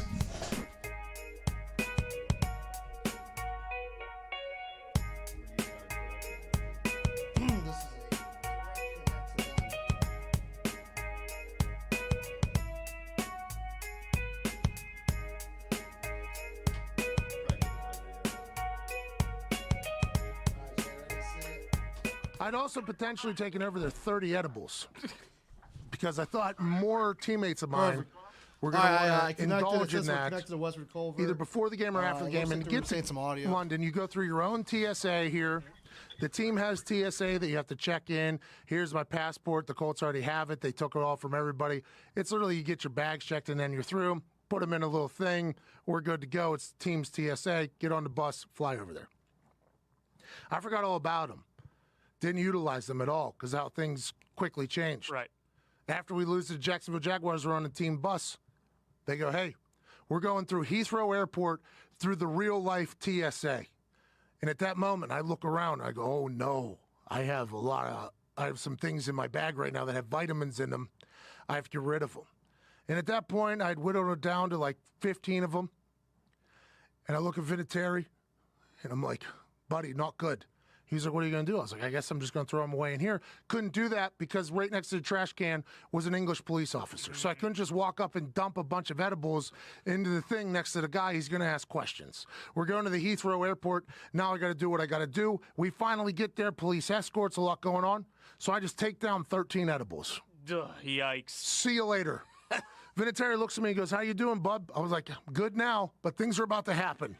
He goes, I got you, little buddy. I'm like, thank you. So we go through the little check-in thing. And right before we get to the scan of the bags thing, it all hits me. I might as well have been on Cloud 45 over there in London. They check my bag, boom, boom, boom. I get selected. Something was in my bag. So now all of a sudden I'm like, oh no, did I leave a couple in there? Oh my God. Vinatieri starts walking ahead. He turns around, he's like, what's going on? I'm like, they got my bag, man. He's like, what's going on? I'm like, I have no idea. So he comes and stands with me. He's like, I got you, bub. I was like, they might got me, for real. I might be staying the night in England. They go through my bag. Turns out, had a vibrating toothbrush. Thing was vibrating in my bag. Yep. They're like, oh, it must have been this. Or it must have been my big-ass toothpaste because you can't fly with that. I was like, you got it, pal. I get all the way back to the plane. Lost my ticket somewhere. Somehow I don't have a ticket. So now I got to check into the gate people that I don't have a ticket. I'm like, I'm on this plane. I promise I am, but I don't have a ticket. They're like, what's your name? I'm like, Patrick McAfee. The McAfee? No, yeah, whatever you want to call me. I just need a ticket. So now I have to sit there and wait as somebody brings me a ticket from the front while my entire team walks by me, knowing that I'm on Cloud 50, just having a good time. Grigson walks by, just upset, obviously. I wish he would have known that I was in a mood where he should have talked to me there. It was just a nightmare. The London trip for me from beginning to end was not good, and I think that happens for a lot of NFL players.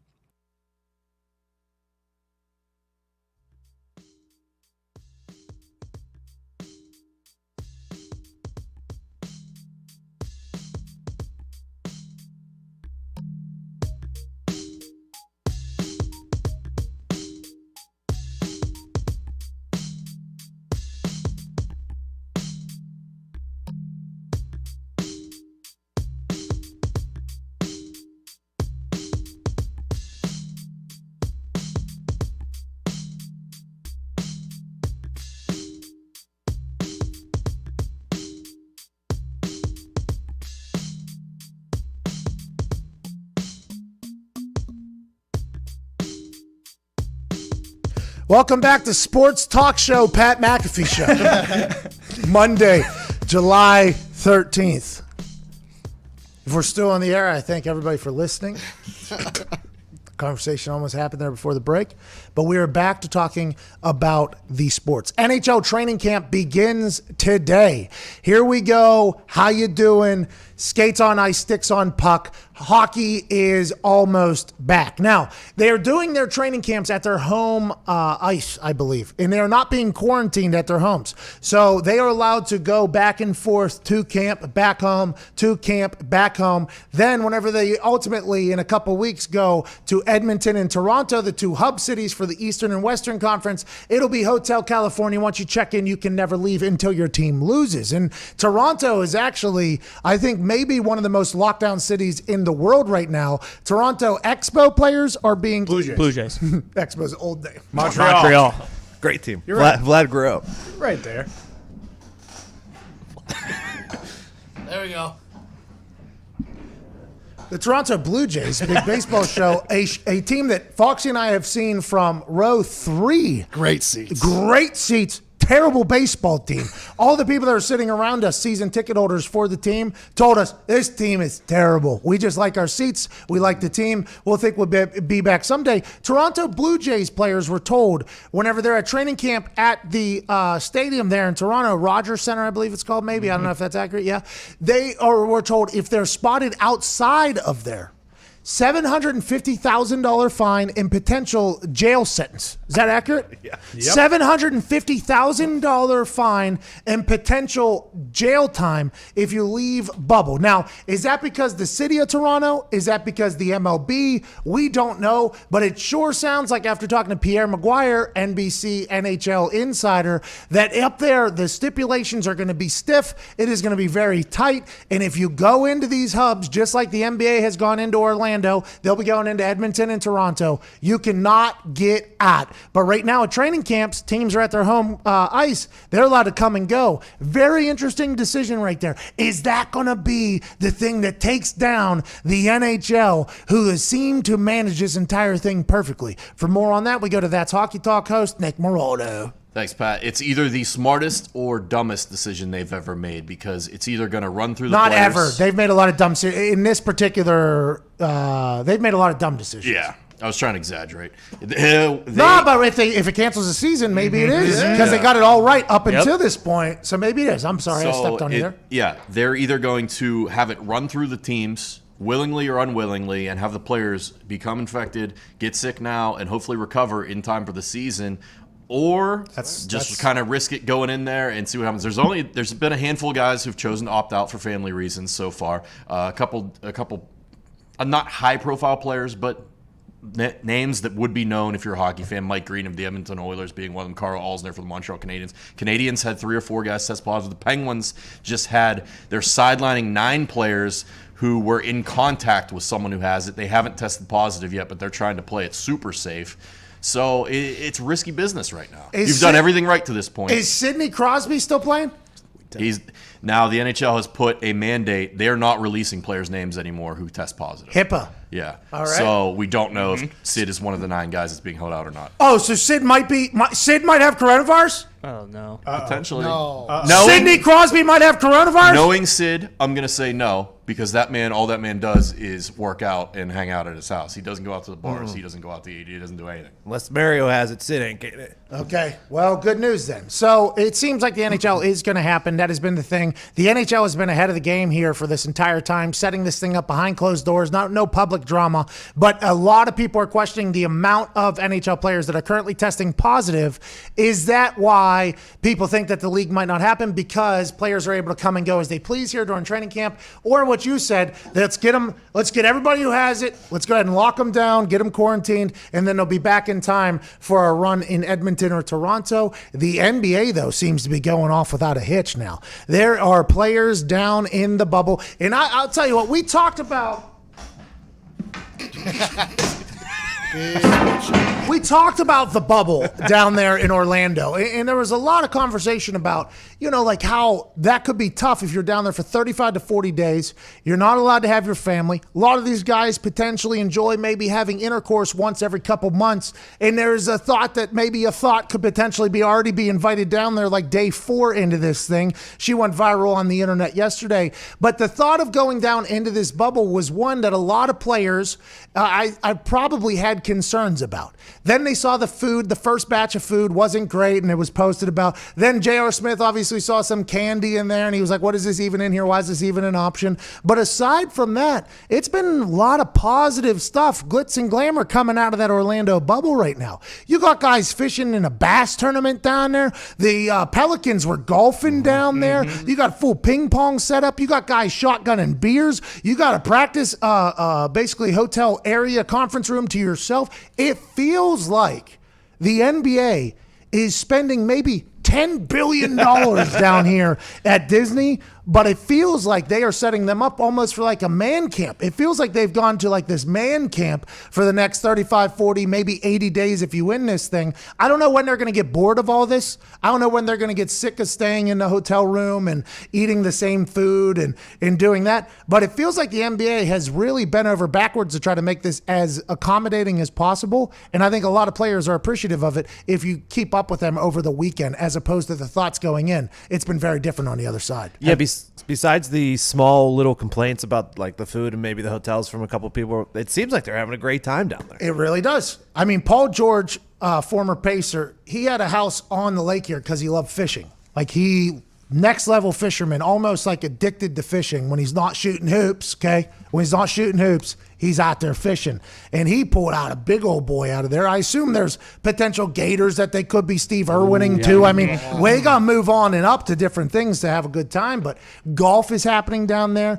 And I would assume that the boys who are trying to get some thought choppers in there saw that the animal kingdom opened up for a lot of fans, maybe saw a tree or two that was maybe missing and say, hey, we can sneak you through the back door. But you can't, hey, the enemy is always within your own camp. They bring in some coronavirus. You have no idea. Whole thing stops immediately. But I think 10, 15 days in there, it's going to be tough for some people to stay focused on, hey, we're just at man camp down here having a good time, 35, 40 days. That's all it is. No big deal. That could potentially get in there. But, boy, what a setup down there. Maybe I keep working on the J because Rajon Rondo's thumb is obviously fractured. That's right. Maybe I keep working on it. Have they mentioned anything for the NHL players to do extracurricularly? Because if I were one of those players and going up there and you see these guys in the NBA like playing golf every couple of days, like I'd be pissed. Well, and Vegas was supposed to be one of them, Yeah. right? So Vegas has a lot of things to do over there. I don't know Edmonton or Toronto. We love Toronto. Been up Toronto a couple times. Great. But I don't know if you're locked in somewhere what you're going to be able to do. Edmonton's pitch to the league included this nice, fantastic golf resort that they have up there. So I'm assuming that's a lot. But then you hear the fines for the Toronto thing, and I don't know. It's like conflicting reports. Well, Edmonton, Toronto, it's a case-by-case basis. It sounds like Toronto is locked down. Locked down. I wonder how the MLS guys feel. Because they're in the same area, but I haven't seen a lot of golfing or fishing or ping-ponging from the MLS guys. But the MLS guys have been very quiet about this all. There was one picture, I guess, of a bad meal. It looked like the Firefest meal there from the beginning. Yep. But aside from that, hasn't been a lot of chatter about how the MLS has been handling this down in Orlando. And I've been watching a lot of MLS, by the way. Late night games, early morning games, when there is an AFL on. I've been watching the MLS last night. Oh, man, goalie gets a red card late. Teams down 1-0. Other team goalie gets a red card. They score 2 in extra time. All of a sudden, they steal a win down there in Orlando. Now, granted, compared to the Premier League, it is a much different style of soccer. Much, much different. But I've enjoyed watching competition late night. But they have to be seeing what the NBA is doing, and they're like, damn. They're, half a mile away from us, and these guys are living this incredible life. What are we doing? We're playing games at 11 o'clock at night and 4 a.m. in the morning, and we're locked in our rooms, and we're only allowed to get meals. It's a different world down there. But that is the importance of keeping it biodomed. If you have that biosphere, remember Adam Silver said there's some people that are going to be delivering stuff that won't even be breathing the same air that the players will be breathing. They're trying to keep them locked down completely. It'll be intriguing to see how it plays out. I did see some videos of the MLS teams outside, like playing cornhole, and instead of ping pong, they had the soccer ping pong where they use your head and feet instead of tack ball. Hey, that's a great. Have you ever seen the actual table for it? Yeah. It curves down. That looks like a good time. I used to be a rather good soccer player. I think I would be god-awful at that. Really? That looks very, very difficult. Too much leg? No, it looks very, very difficult. There's a lot of control on that thing. There's a lot of, I mean, that is a... You hop up on the table. And, Yeah, diving, sprawling on the thing. I like that they're doing that. I'm a big fan of that. yeah, move. that's what I saw as far as the MLS. Yeah, but aside from that, you haven't really heard much from them. That NHL stuff is interesting. You normally don't hear much from them. Yeah, literally. Like, ever. Can't even get their games on ESPN. So. Well, they are on ESPN. Oh, they are? That's where I'm watching. Phew. Have a little respect. Well, the Revs game, I mean, me and Fox, big Revs guys. That one was on a Spanish-speaking channel, so we couldn't even understand the commentary. Tudin or Tudn Yeah, or yeah, whatever. there it is. Yeah, you're right. That was a terrible ordeal. Just like golf, though. You're going to bash golf? They can't even get their final round with two young studs battling it out. Justin Thomas up 3 going into a final 3 holes. Total collapse. Morikawa comes in. They go to extra holes. All of a sudden, he drains a big putt. Justin Thomas drains a big putt. They're on the backside. Boom, boom, boom. Let's get a win. I don't see you making fun of golf like you just did soccer there. No, I won't make fun of golf today, but I will make fun of golf eventually, absolutely. That's very nice of you because you're a changed man now that you have money. You look ridiculous. Completely changed, man. Have to get to a break here. We got Dominic Cruz on the other side. The MLS has been entertaining. Hey, I've been watching those games. Columbus Crew just ragdolled Cincinnati. Didn't even know Cincinnati had an MLS team, by the way. Good for them. They're not good. Oh, okay. They are not good. Commentators were not nice to them either. They were like, this team, don't know if Columbus Crew is playing really good or if this team just stinks. Do they have an indoor facility? Probably not. That's a problem. Probably not. It looks like it's potentially 700 degrees whenever those guys are playing. They have a hydration break in the middle of it, and dudes are just drenched their entire bodies. What's that humidity? 150, 200%? At least. Thick. Up there. Thick down there. Yeah. All right, we got Dominic Cruz, 6-time bantamweight fighting champion. Woo! Joining us to talk about the weekend that was for the UFC over there in Fight Island. Some people got screwed. Some people took fights on short notice and looked like if they had a full fight camp, could have potentially won, but boy, they were not close. We'll talk about all that with Dominic Cruz. This is the Pat McAfee Show, Monday, July 13th.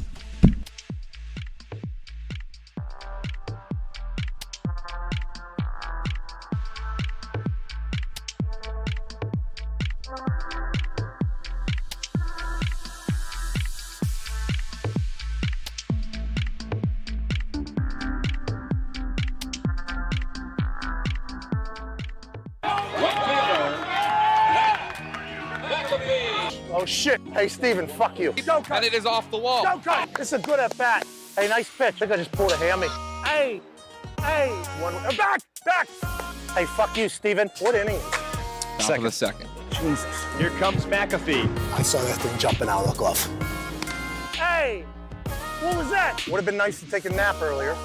Another throw. Get back. First. He's going back on it now. Coming over the center fielder. Harris makes the catch. Cousin. James. What was that? And the catcher goes, I had to give you one. 1-1 pitch. Let's go. Line drive. Son right of a at the bitch. This is a good at-bat. Oh, in my head, it was like, oh, yeah, you're going to drop this for sure. What the fuck are you even doing here? Why'd we sign up for this? What's going on? It all comes down to this. My last at-bat. Hey, I'm going to get on. You bring me home. This is your life on the line, fucker. Let me tell you something. You're going to take an L, okay? You're going to take one. So I think that the close your eyes and swing method is perfect. Oh, this is hardball. Oh, yeah. Oh, my God. Oh, my God. Jesus. You have no prayer. Now batting, number 1, right fielder, Pat McAfee.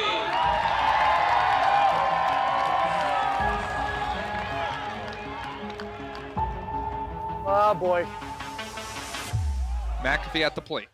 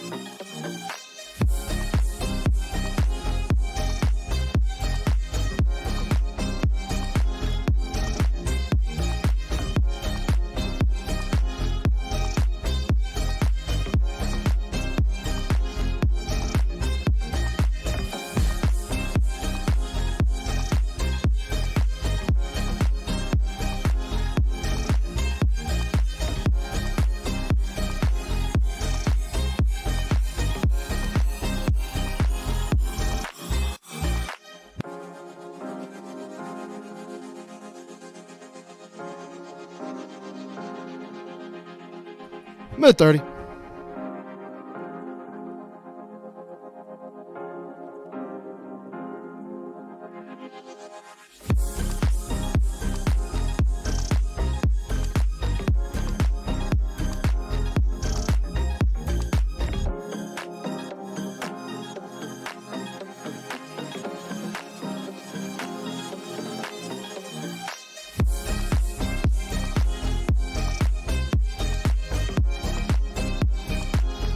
One minute.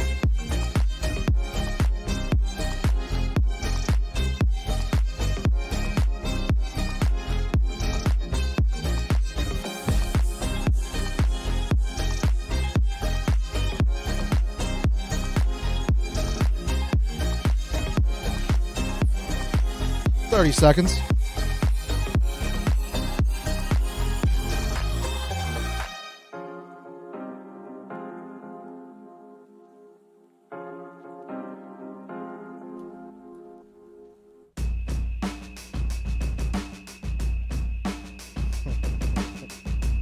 Ten seconds.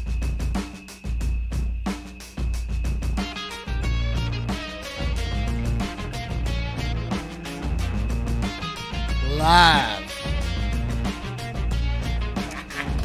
Welcome back to the Pat McAfee Show, Monday, July 13th.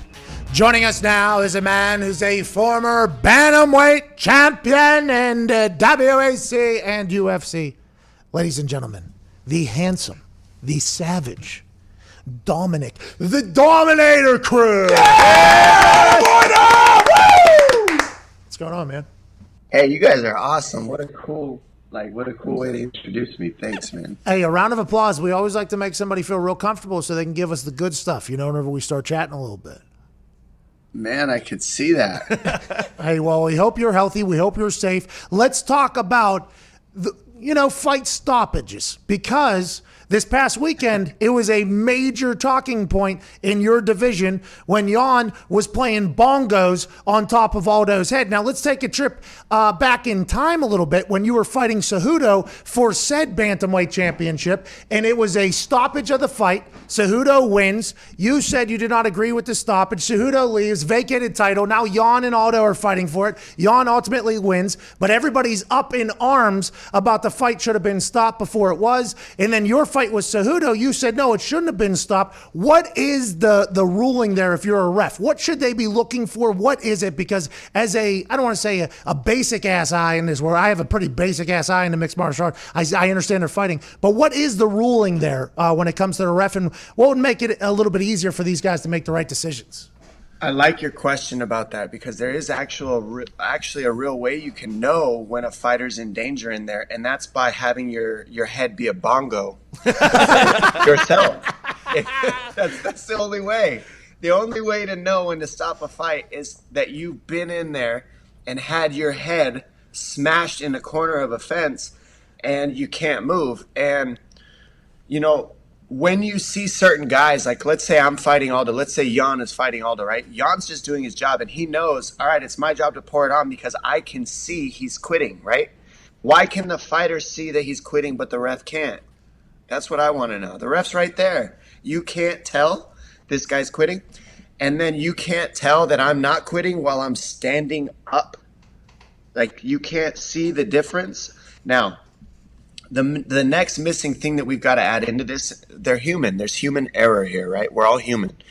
Now, let's not forget the amount of adrenaline that goes into these fights. I mean, when I saw my ref before I walked out to my fight, and he went to give me the rules, because before you fight, they sit you down, they talk to you about the rules. All right, if their hands on the floor and you knee them here, this is illegal. Don't have your hands out like this. Keep your hands closed. Strikes have to be 6 to 12 strikes are illegal. They take you through the whole spiel. And my referee, I'll never forget, this was the only time I ever felt it. He was so nervous, he couldn't even look me in the eyes. I mean, I'll never forget that I'm getting ready to walk out to this fight. It's one of the biggest fights in the history of the sport. Nobody else is watching any other sport anywhere. This guy looked like it was his first time ever doing a co-main event in his life. Like, he was shaking. He couldn't make eye contact. I had to ask him to say the rules to me because I couldn't understand him, because he was so, he was mumbling so bad. And I just remember thinking in that moment, like, man, this guy, I've worked 6 weeks nonstop. I've trained my butt off. I stopped eating. I stopped drinking water. I stopped everything. And this guy couldn't even not go for a smoke break right before my fight. And this guy couldn't even. This guy couldn't even stop for a second to look me in the eye before I go into the biggest fight of my life and say, I'm here and I'm hearing what you're saying and I pay attention to you, Dominic. I got you. He couldn't do that. He's like this. He's trying not to look at me. He wouldn't shake my hand. Hey, that relationship, I would assume now granted in football, whenever we had our replacement refs, it was a catastrophe. And I think even with the regular refs, sometimes it's a catastrophe because like you said, human error. But when it comes to fighting, that relationship between the two warriors in there, in the ref, I mean, that has to be a pretty intimate one, I'd assume, because you hear a lot of conversations. Like the guy kneed the guy in the balls twice, and then he gave him a knee to the head earlier, and the ref was like, "What do you do?" Like that conversation was almost like how hockey refs talk to hockey. It has to be a pretty good relationship in there. So whenever you see that, that has to be a bit alarming. And then the fight ends the way it does when you're trying to get up and he stops it. It's almost like you have to have a terrible taste in your mouth after that, I'd assume. Well, that's what I'd have to say. It's really tough for me as an athlete to accept that as a loss. To me, I lost to the ref, not to Cejudo. And then you're going to hear everybody else say, oh, yeah, but this, but that. And it's like, yeah, but I'm an athlete. And I fight. I've been hit harder than that my whole life. Like I've been dropped several times in fights. This is part of the upbringing of fights is you get floored sometimes. You're going to get hit. This is part of it. Now, if you shell up and cover up and do this, I get it. Stop the fight, like you're saving yourself. But if this guy's moving and trying to get to his feet, give him a shot, give him a chance to fight this thing out. And I like what you said about the relationship with the fighters, man. I think that the way we're talking about complaining about, this can change and this shouldn't have gone this way and your fight shouldn't have gone that way. But I think a more important question is what can actually be done about it, right? And if you talk about Floyd Mayweather and any of his fights, you can look at any of his contracts and he actually negotiates the referee before any of his fights. So he talks about it, adds it into the contract, into the negotiation, and then him and the fighter both decide on a referee that fits them, that they both trust. Why would he do that? Because there's tons of money on the line and health is on the line and brains are on the line and body parts are on the line. And if that referee isn't aligned with the fighters and doesn't know where they're at and how they're doing things, then I don't think that's very safe. And, the commission says they're here for our safety. Then why wouldn't you let us choose the person that keeps us safe? Why do you choose that for us? If all of your referees and judges are all accountable and trustworthy, then why can't we just pick anyone that we want? The judges is a whole nother conversation. And when Dana White comes out and he's like, the judges got it wrong. Like that is a wild thing for me to think of as like other professional sports, because the commission who is hired, I don't know if they're sanctioned, whatever the hell it is, their job is to pick a winner for Dana's league, right? So this company or whoever it is, they're hired to pick a winner. Then the head guy's like, well, they got it wrong. You would think that Dana would be able to then let's go ahead and just do this. But I guess that's not how it works whenever it's sanctioned fights, because the judge's ruling is the judge's ruling. Because if you look at that Holloway fight, and I don't know anything from anything, right? I don't know much about much. I don't know how much leg kicks are scored and takedowns and defense. I don't know all that stuff. But the ESPN Plus app had the color of the fighters on there. And Max, that other dude was bright red, his entire body, and Max was not. I was like, so I'm just looking at him like, well, it feels like Max probably won this one, and my eyes, I think Max won this one. And then when he doesn't win it, and the other guy wins it, I think there's a lot of conversations like, how does this happen? And I guess it's because you got some stooges in there that make decisions, but it feels to be a common occasion. If it feels to happen on a regular occasion, am I accurate? I mean, it's like almost once a fight night, there's like, oh, some idiot made a bad decision. Well, this is the best way I can explain it to you in a way that you can understand, that if you don't fight and stuff like you're saying. Because you're right, there's some weird decisions going on. But the problem is everybody's not working as a unit in fighting right now. When we started in fighting, we came over. Mixed martial arts is a brand new sport, 20 years tops, right? I'll try to make this a quick explanation. But in the sport of boxing, it took years for them to get the Muhammad Ali Act to give everybody all these like different fair transactions in the negotiations of a contract. Well, all that boxing commission and everything stayed there because MMA had no commission. So what did we do? We had to grab what was there. We couldn't make up our own sanctioning body. So we just took boxings and we threw it into our sport. Now that we've done that, I mean, we all know boxing hasn't necessarily been the most credible either, right? So we get all of them, and we're bringing them into our sport because we have nothing better at that point of the sport. Now, the sport has progressed and gotten to a whole nother level these days. The problem is we're still stuck with that same like-minded commission. And now here's the big problem. They're not willing to work with us. They're saying, we are a separate body. We are a separate entity. We are family owned. The only way to get into this is to be family or be hired by family or to have a hookup in the family. Oh, it's a mafia. That's what it is. And when you try to talk to them, it's our way or the highway. We run this. You can't touch us. So then here's the other problem. If you go to Vegas and you have that commission, we can't talk to them. That commission won't talk to any other commission. So if you go to Jacksonville and try to have the commission in Vegas talk to the commission in Jacksonville, they'll be hating each other and competing with each other to see whose rules are better. They'll change the rules on each other, and they'll say, I'm a better referee, I'm a better judge, we have a better system here in this state than you do in that state. So now they're competing with each other. So each state you go to as a fighter, you also have to pay attention to different rules, different scoring systems, different everything. And it's very confusing, all because the commission doesn't just want to get their stuff together and work with us as a group. If we're all one, we're all connected. But I believe too, now if you give a promoter ruling over the commission, now the promoter can dictate the fights too. So you also can't have that. WWE. Tough. Yeah, then you got WWE potentially or professional wrestling potentially, and it's like, I mean, there is so much that goes into it. And what about Abu Dhabi? They have their own commission. I assume they don't talk to the Jacksonville commission. I would assume they're not talking to the Jacksonville commission. You're right. You're very right about that. That is an insane to go, because that's deciding who makes money, who doesn't make money, what careers are worth it, what careers are not. And if they're not all on the same page with the same rules, that seems to be something that they should be fixed, especially whenever there's like $4.55 billion being spent into the sport being purchased. That makes no sense. Hopefully, Dominic, you'll be able to be a part of that. Let's move back to you getting back into the cage here. So you're 35 years old, and you've fought for a long time. And it has been said that you are nowhere near done. You still feel good, want to fight. The fight that would make sense, obviously, if you think about the controversial stoppage with you and Cejudo, then Cejudo vacates the title, and then Jan and Aldo fight for the said title, and now Jan's got it. The fight that makes sense would be you and Jan. I'm not a fight maker, but that feels like the right thing. Hey, he looked like a stud on set. Hey, he looked like he never got tired. He never got tired. He looked explosive. He looks like the guy. And I talked to Cormier last week or 2 weeks ago. I said, when you see these guys that I think are monsters, he said, I just want to make them look average. I think like when I get in there, I'll make them look average. When you see Jan, what do you think if that was to be your next fight? What are your thoughts on him? That was an impressive showing by him, especially against Aldo. Yeah, well, you got to talk about the champion of the division, don't you? You have to. It's the 130. He's the champion right now, and he did what it took.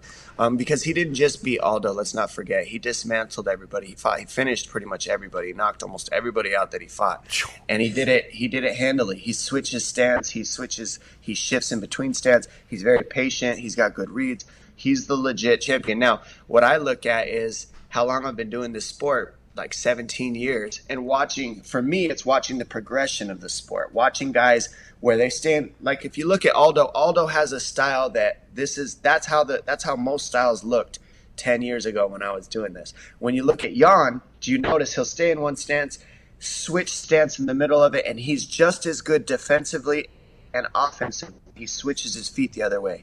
The best way I can equate that is in basketball. If you've got LeBron James doing a layup on the left side, he can also do it on the right side, but he can also dunk and do everything on both sides of the hoop flawlessly. That's basically what you're doing in fighting. You're switching sides. You're able to defend and do everything perfectly on both sides. That's unheard of. In the past, it used to be just one-sided you stayed on, and that was it.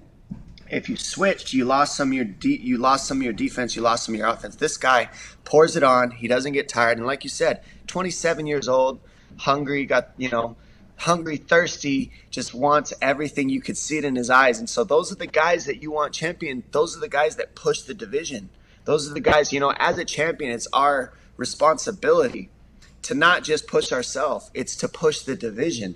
We're all one. We're all one. I can't be impressive unless I fight a Uriah Faber who gives me a crazy rivalry for years and years. And now that rivalry is what makes me good. What makes the superheroes the best is the supervillain. Oh, wow.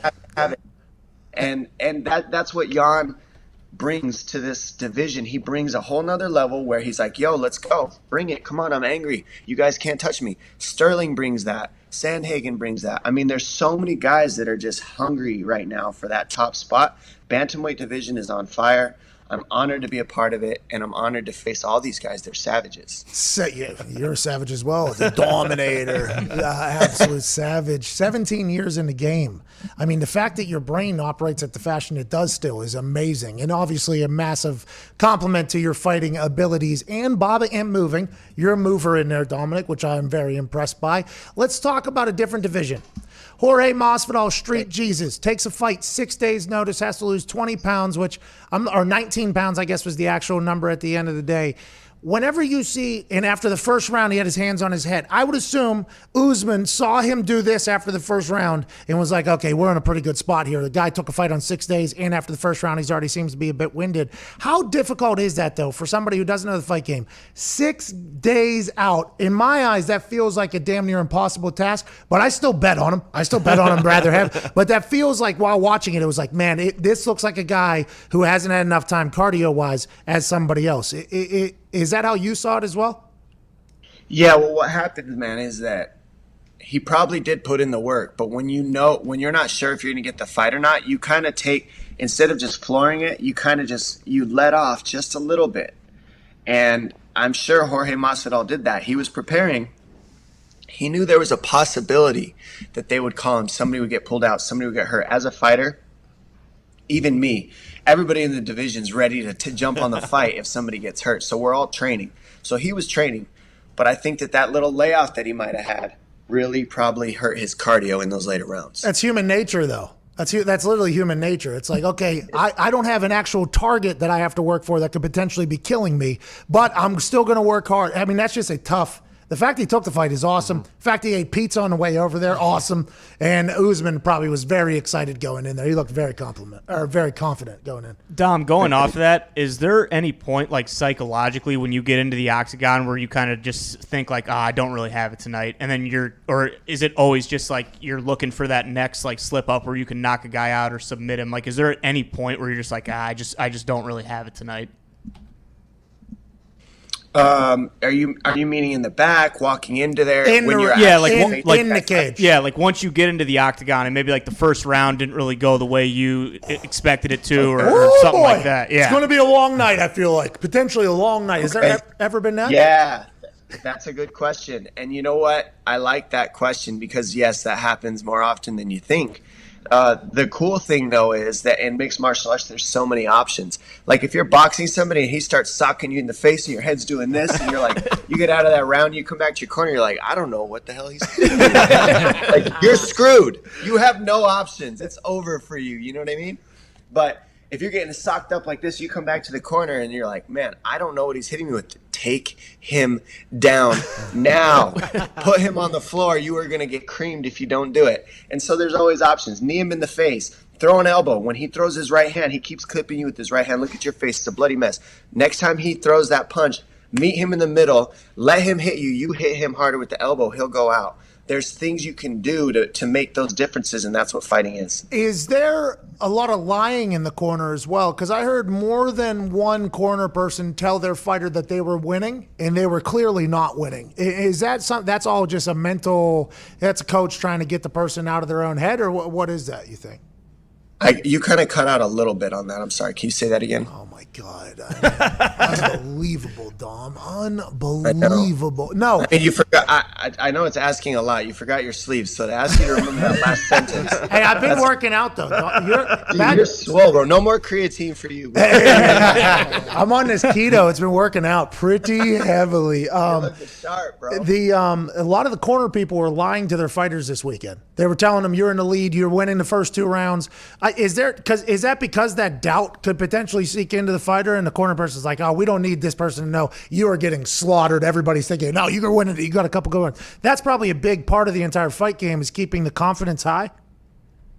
Sometimes you're right. Yeah, sometimes you want that. So it honestly does depend on the fighter, though. It really does. Like, similar to the referee needing to know the athletes that are in there, right? The coach needs to know the athlete too, obviously. And I know certain guys that I talk to, sometimes you just got to slap the shit out of them. Sorry. And they're just like, oh, you're right. I'm here. I'm fighting. You're right. And certain people you have to talk calm. Like, hey, we're here. You got this. You understand that you just take some deep breaths. You're fine. This is what you got to do. And every single person is different. Every approach is not the same. Just like your interviews, you can't talk to everybody the same, or do you? No, I can't. There's something. We talked to a guy earlier today, Bruce Feldman, wealth of knowledge, but boy, each answer is about 7 minutes long. That was a tough one. I didn't know how. I don't want to step on him because he's a guest, but then there were some times where I was like, okay, there's like 10 things you've covered right there I'd like to talk about. Diggs, what do you got? Is there any way that you could tell Dana that the East Coast has a hard time staying up till 3 o'clock to watch the main event? Bro, that was terrible. Don, that was terrible this weekend. That was impossible to stay up for that fight. Well, I guess the better question is, what would be the time for East Coasters and West Coasters that we could have had it where everybody's happy? Well, What I think would have been the right time? 3 p.m. with a noon, maybe on West would have been good. 3, 4. So then that would have been 6 p.m. West Coast time, and that would have worked. So I wonder why we didn't do that. What time would it have been in Abu Dhabi? I think it would have been like their night. It would have been like 10 p.m. or something like that. So I have no clue why they didn't do that. Maybe it had to do with the commission. What is fight day like? Because you see that they were fighting at 6 a.m. I assume they were trying their best to stay on the East Coast time zone as they were in Abu Dhabi. But a lot of fighters obviously don't even arrive to the arena until fights have already started. Do you have like a set nap time? Do they give you like Ambien or like what is the day set up to the fight so you're at optimal time at 11:30 p.m. or midnight or whatever? When I fought in COVID, in this COVID scenario, it was much different.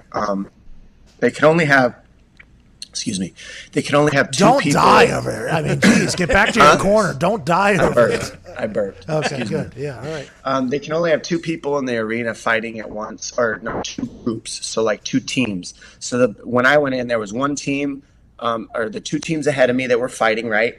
And then my team and the other one. So I guess technically 4 teams were allowed in one arena at one time. Then you have all the workers. The whole inside of it is just silent, and you just got some workers with big old like glass screens in front of the tables that are watching the fights, officials and everything.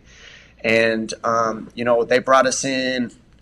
Man, by the time I got into the locker room, I had an hour maybe tops to warm up, and then I was in there. So it was very quick, very efficient. Right when you finish your fight, they have you get dressed and get right out, and the new crew comes in, and it's like clockwork. What do you do during the day, though? Like whenever Usman showed up and Masvidal showed up, or when you're the last fight, let's say on an entire card, do you how is the day schedule? I've always been intrigued by this because you're being asked to be at your peak performance at like midnight. Some guys, you got to be at midnight. Are you training at that time? Are you or is there a nap set? Like, what is the routine to get in so you're at optimal time there? Yeah. Yeah, the whole week you set yourself up just for that fight time. Like everything about your week in the camp before my fights, if I know I'm going to Abu Dhabi, I will find out the fight time, and I'll be sparring and training at that time in practice here. That makes a lot of sense. Mm-hmm. That makes a lot of sense. That's what most people do, or you'll get there 2 weeks early and you'll acclimate and do that in the place that you're fighting too. That happens as well. Where do you live at full time? San Diego, but I'm from Tucson, Arizona. My family's out there. That's where I was raised, so I go back and forth in Vegas. Were you a big-time wrestler, I'd assume? You got that big-ass cauliflower ear on that left ear. Yeah. I started with wrestling and crossed over to fighting right after wrestling. You're one of those guys when you walk into a bar, you just gotta kind of survey the place. Like, all right, where's cauliflower ear? Right there. Stay away from that little motherfucker right there. No, that's the thing, man. I'm good at blending. I blend right in. You won't even. I'll smile at you. We'll be chilling. There won't be any issues until there's issues. You know what I mean? I will let you know. You might be good at blending, but I got LASIK. I got 2010. I see that cauliflower ear from probably before I even walk into the bar. No, people do spot it nowadays, though. People are like, they now more than ever. It didn't used to be that way. See that handsome guy at the bar right over there? If anything pops off, Fucking steer clear of that guy right over there. Don, Actually, we're sometimes the most calm. Don't forget that. Yeah, it's because, there's not a single drunk human in there that could do a single thing. Matt Mitrione. A lot of pizza we carry. Matt Mitrione is from here, and I've gone out with him a couple times. And he's like, 6'5", 285 pounds or whatever, and he's a trained fighter. And we walk into a place, and I just look at the bouncer, and I wonder, there's really nothing you can fucking do. Just if this guy who is 285 pounds wants to do anything, there is not a single thing you could do. But you do see numerous bouncers kind of move towards the area. And Matt, very chill. Most fighters, very, very chill humans, which kind of is an interesting thing about flipping a switch, going in and trying to kill somebody and then coming back out. But the thought of just being able to be a ninja in real life has to be a pretty cool one. I mean, that has to be a pretty cool feeling. That has to be. You know what's funny about that is how you read the situation that they're moving around trying to get set just in case, right? Oh yeah. So as a fighter, you know that the referees. You know that the bouncers are doing this. You're always watching yourself. You're always watching, because just like they're looking at you as a threat, you're looking at who your threats are too, and your exits and everything that you got going on, right? So when I'm looking at, I train bouncers to. I'm a little guy. But I train them on how to hold people and get them out without having to F them up, without having to make them bleed, without having grab them in certain locks where they're just big giant dudes like you, where you can just grab them in a certain way and lift them up and carry them out. Exactly.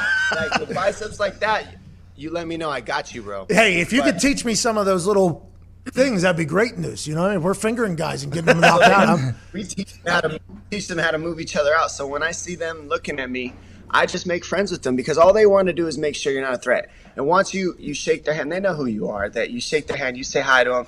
You guys actually have an understanding with one another. You don't want any beef with one another. You guys just, hey, if there's any issues, we're good. Trust me. You don't need to come to me. I got your back. And then you just slip right out when there's any beef. Hey, and the bouncers want you on their side bad anyways. That's right. Hey, who's going to go make peace with the fucking ninja over there? Who's going to do it? Ladies and gentlemen, former bantamweight, WEC, and UFC champion, the Dominator, Dominic Cruz. It's been a pleasure, guys. Thank you so much. You're awesome. Hey, we hope you come back. You're really good at this.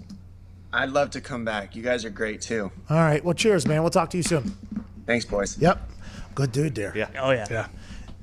That is rules number 1 through 10. If you're going into a bar you think could potentially have a little bit too much energy, which is a good feeling to be able to have. Those are some instincts, by the way, and you only earn them by going to a lot of bars. It feels like there's a real energy in here tonight. Let's go ahead and look around. Okay. That mule-looking dude, let's stay away from him. There's cauliflower ear back corner over there. Okay, let's stay away from them. And it seems like that's an exit, that's a bathroom, and there's a lot of stuff. Okay, here we go. Let's have a good time now. That's like 100 shots for everybody. What a move. Good guy right there. Great fighter, too. Awesome. Oh, yeah. 35 years old, still doing it. Still doing it. Get him up against Jan. Gotta get him up. Gotta see it. Hey, that young guy's a fucking savage, dude. Switching? He was getting comfortable in that 5th round. It wasn't like he was getting tired or gassed out, or he was explosive in there. Those fights were awesome to watch this weekend. Let's hit these phone calls. They've been on for a long, long time. Let's go to Derek in Virginia. What's going on, Derek? What's up, dude? Hey, I have a question about the NFL rookies who are entering the league this year. Do you think that the COVID pandemic is putting their careers at a disadvantage, not just for this first season, but for their entire careers? Because of what? The COVID pandemic?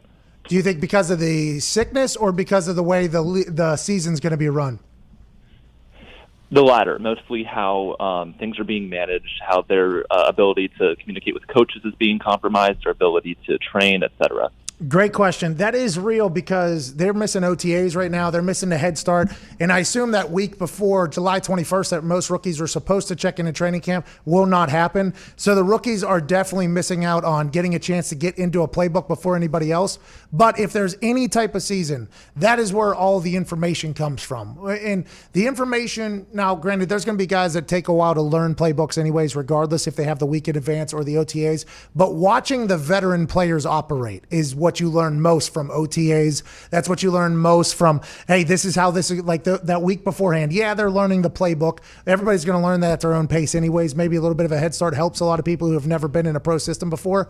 But getting a chance to learn, like, hey, this is how the days are going to go. This is what you should be thinking about. This is how the vets do it. That's where they get all that information. I think that, helps them long term. But if there's rookies and there isn't a season, I think there's going to be an NFL season. Much different than the feeling of college football. I think there is going to be an NFL season, so the rookies will get to play. But if there's no NFL season and there's 2 rookie classes next year, then that'll be something interesting to think about on how who's missing reps, who's missing time, who's getting a chance to prove that. I mean, that could potentially be a little bit weird. So I guess that could cut some people's careers short, especially if there's 2 rookie classes at one time, because then those young guys that are getting for cheap are coming from a double the pool size. There's going to be a lot of fucking long-lasting effects, I think, to this entire thing. Oh, yeah. Well, they have to expand the roster if there's 2 rookie classes? I would assume, yeah. Just like college football is probably going to have to expand rosters and give more scholarships. Yeah. There's going to be a lot of shit that's going to happen. Also the draft. Oh, the draft. The supplemental draft, I guess they didn't have one this year. There's a lot of shit that's going to have to get adapted to. It's like, let's make these new rules. Let's do this. Cool. And then future you doesn't realize like everything that you just did. Like, okay, now this all has to get figured out. There's always long-lasting effects to every decision. I would assume a worldwide pandemic and a sports hiatus could potentially cause a couple of those as well. Let's go to Garen in East Lansing, Michigan. What's going on, Garen? Hey, boys, how we doing? How we doing, Garen, up there in Eastern Michigan? Hey, okay. So, over quarantine, I have gained what is potentially millions.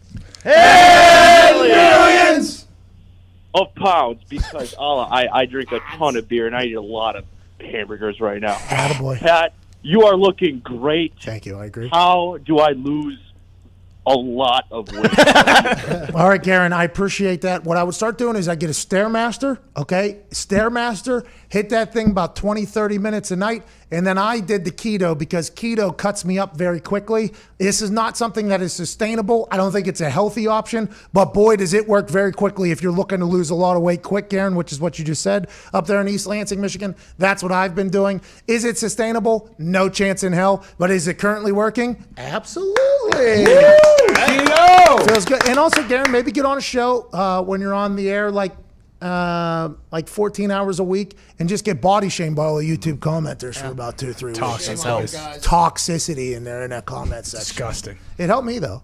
I feel lighter on my feet. I feel much better. How do the knees feel? Knees feel good. Everything feels good at this point. When I start gaining weight though, you know what feels good? My taste buds fucking love it. They love it. It is so hard. This weekend, there's pizza just staring at me this weekend. Oh, jeez. Literally, me and pizza are just doing this right here. What's going on, dude? What's going on? Long lost friends. We've been around, huh? You and I, we've done a lot together. All hours of the day. We're talking morning pizza, drunk pizza, afternoon pizza, dinner pizza. What? You and I have had experiences that nobody else other than you and me could understand. And we're staring each other down. And I did the old classic. I think I heard a bodybuilder say this one time. You just got to look at it, close your eyes, and act like you're eating it. And I did that. And guess what? Didn't fucking taste it. Didn't taste like it at all. I don't know how the bodybuilders do that. So I'll be back to being fat at some point, and I assume that's going to happen. But right now, I'm enjoying this little fitness trip here. Hell yeah. Somebody asked, what days do I do arms? Every day. Let's go to Aaron in Ohio. Aaron, what's going on? Hey, Pat. So first and foremost, I got to give a shout out to my lady because today is our 2-year anniversary. Congratulations. Congratulations. Right. So the main thing I wanted to ask you what your opinion is on the hashtag Free Woj situation and him getting suspended by ESPN. Great question, Aaron. That was a massive movement this weekend. I would assume that ESPN felt rather obligated to suspend one of their biggest personalities for saying fuck you to a senator. I would assume they felt obligated to do so. I am not in that situation, so I have no idea how I would react in that.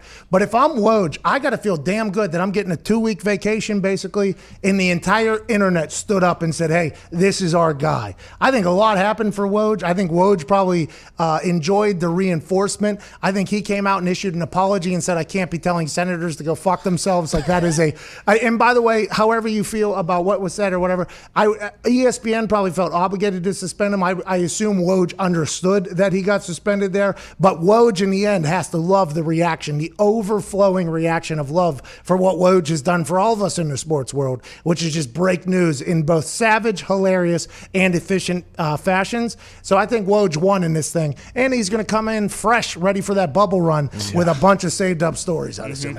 But shout out to our guy Shams. Yeah. Shams at The Athletic, friend of the show. Time to shine, kid. Okay, here we go. Hey, who's next? If not you, then who, Shams? If not now, then when, Shams? All the information flows through Shams Sharani of The Athletic, friend of the show, and while Woj chills and sees that all of his work has paid off because people love that man. Absolutely love him, except for the senator. Can't wait for that first Woj bomb. I wonder if it's going to come through Shefty. And Shefty would just put like a bomb at the end. Oh, that'd be awesome. Oh, wouldn't that be awesome? If Shefty's breaking news for Woj, because Woj is suspended, so he texts Shefty. Yeah. Shefty goes, according to my sources. You know what I mean? According to my sources. And then he breaks the news and then puts a bomb in there at the end. Then it's like, well, wait a minute, Shefty. Oh, Woj is still working. Good to see Woj is still working, and people appreciate that. But I think that insider game, I don't know if anybody's given up any information. Yeah. Woj might be on beach down there in Orlando just waiting to go ahead and break the bubble. Yeah. Jacob in South Carolina, what's up, bub? Hey, what's going on, Pat? Just want to give a shout out to you and the boys, especially on YouTube for sure. We appreciate that, Jacob. Fan. Appreciate it. And I'm not exactly happy about the name change, but I'm willing to accept it. But I'm with y'all. Let's scrap Washington, go DC. But let's still honor the Native Americans, like the Blackhawks and the Chiefs, if they don't have to change their name.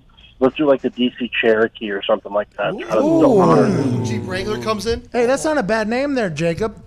The thing about DC Cherokee is they said that they will not have any Native American ties or anything. They said they might keep the color, but who knows if that conversation has remained. In any creative meeting, there's always answers that come out one day, then potentially the next day, then potentially the next day, especially when you're talking about something that's worth billions and billions of dollars and a projected 100 years. So, I mean, there is a lot of thought that has to go into that in decision making. Maybe DC Cherokee. Yeah. He said he wasn't happy about the name change, by the way. He said he's not all in on it yet or whatever. Yeah. Well, when we hear from the streets, but what I'm saying is, I think that's going to be a reaction. I think by some of these super diehard Redskins. I think they're potentially maybe moving out to a new team. Maybe the Ravens slides in with some marketing into the DC. Like, hey, we're good, and we got the MVP. Come on into the Ravens. Check it out. And by the way, we're once the Browns. That's right. We changed our name to the Ravens to be here. I mean, that is now we're starting to talk. So the Ravens are relatively, and then brand new team name in 2020 in the NFL is wild. Yeah. It's not like expansion team talk either. It's just like whole new franchise basically. And the San Diego Chargers still get talked about. You know, they've been in LA for what, 4 years now at this point. Yeah. There's going to be a lot of mistakes made by people talking about sports for a long time. Let's go to Steven in California. What's going on, Steven? Steven.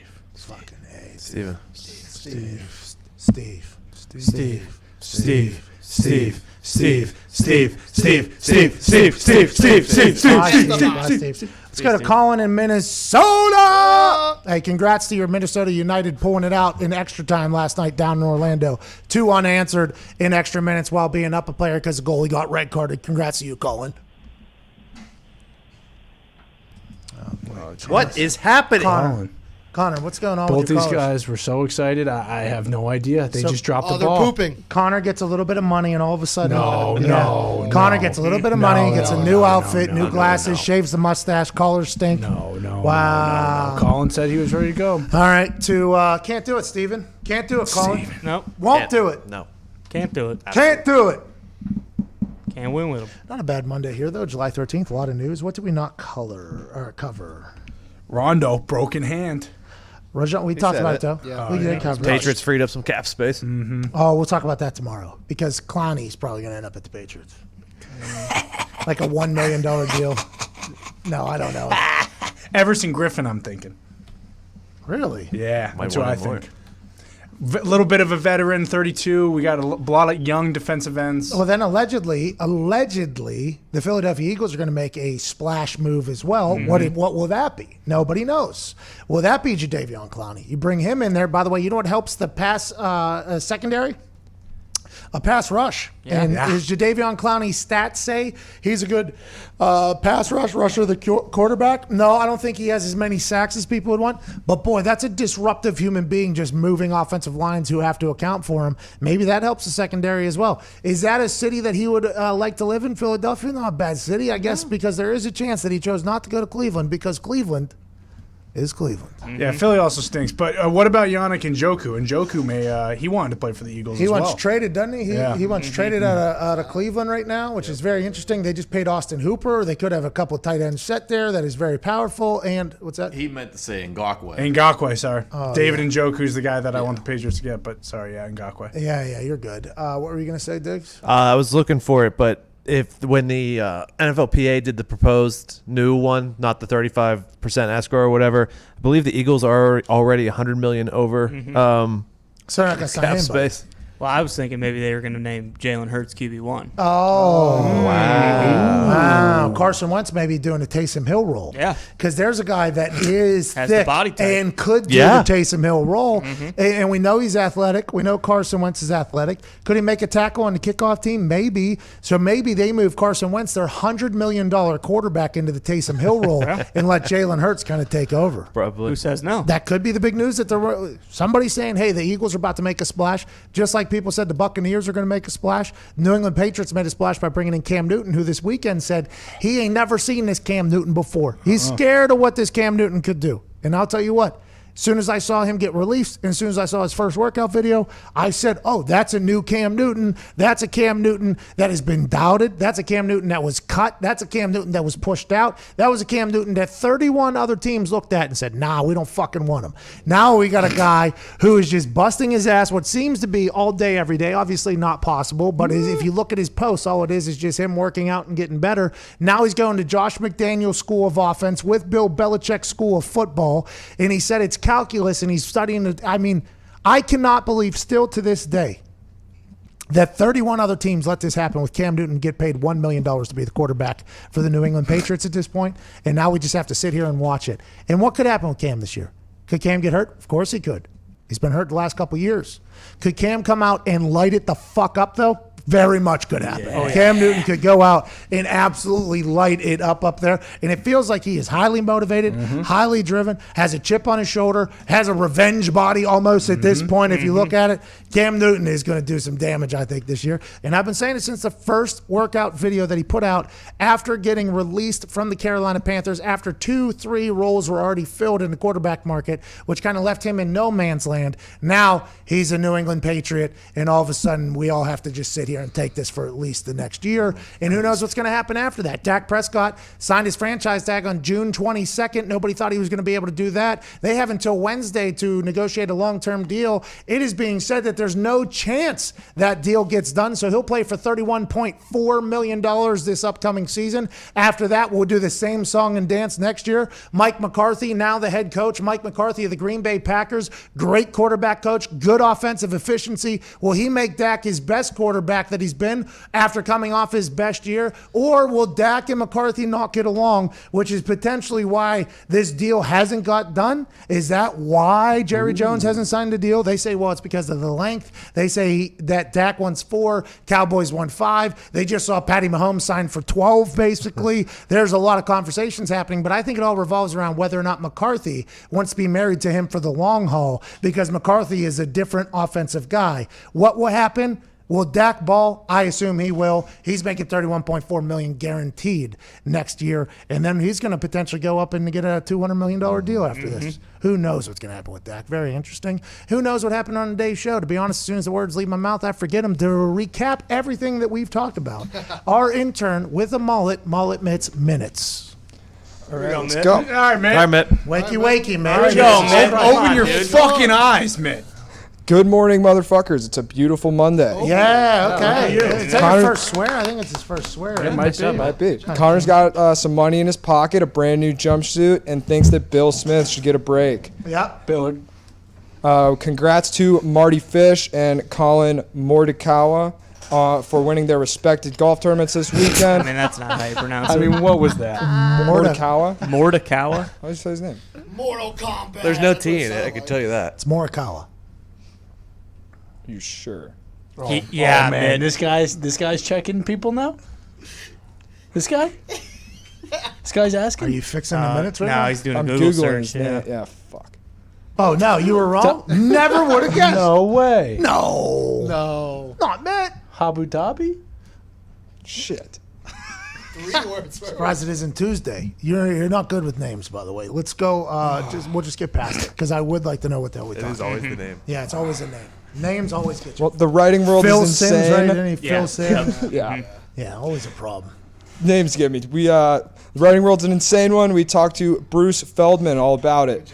All he does is write about college football. It's kind of depressing right now. Many schools, including Ohio State and North Carolina, have had coronavirus outbreaks, forcing them to shut down their workouts. Mm-hmm. Switching to conference-only season saves programs money, as well as making schedules easier to flex and. All right, we're done. 16 minutes. It's just disgusting. Hope you all had a great Monday. Not too shabby. I mean, we almost got to like 15 minutes into the show. That's not too bad. It's all right, mate. You look incredible. Yeah. Nice beard. In the shoes, match the shirt. I mean, the kid is absolutely crushing it on the couch. It's just the brain that sometimes gets you, especially on a Monday. It can be a little bit slow, but not in the sports world. Today was packed to the gills with sports topics. Monday, July 13th. We'll be back. Manana, McAfee, and Hawk Sports Talk returns tomorrow as well. AJ will get out of Lake Tahoe. He had a great golf run. Oh, yeah. Came in 51st out of 70, which means there's 19 people he beat. And that is all we will focus on tomorrow, McAfee and Hawk Sports Talk. We can't thank you enough. Cheers. Have a great Monday.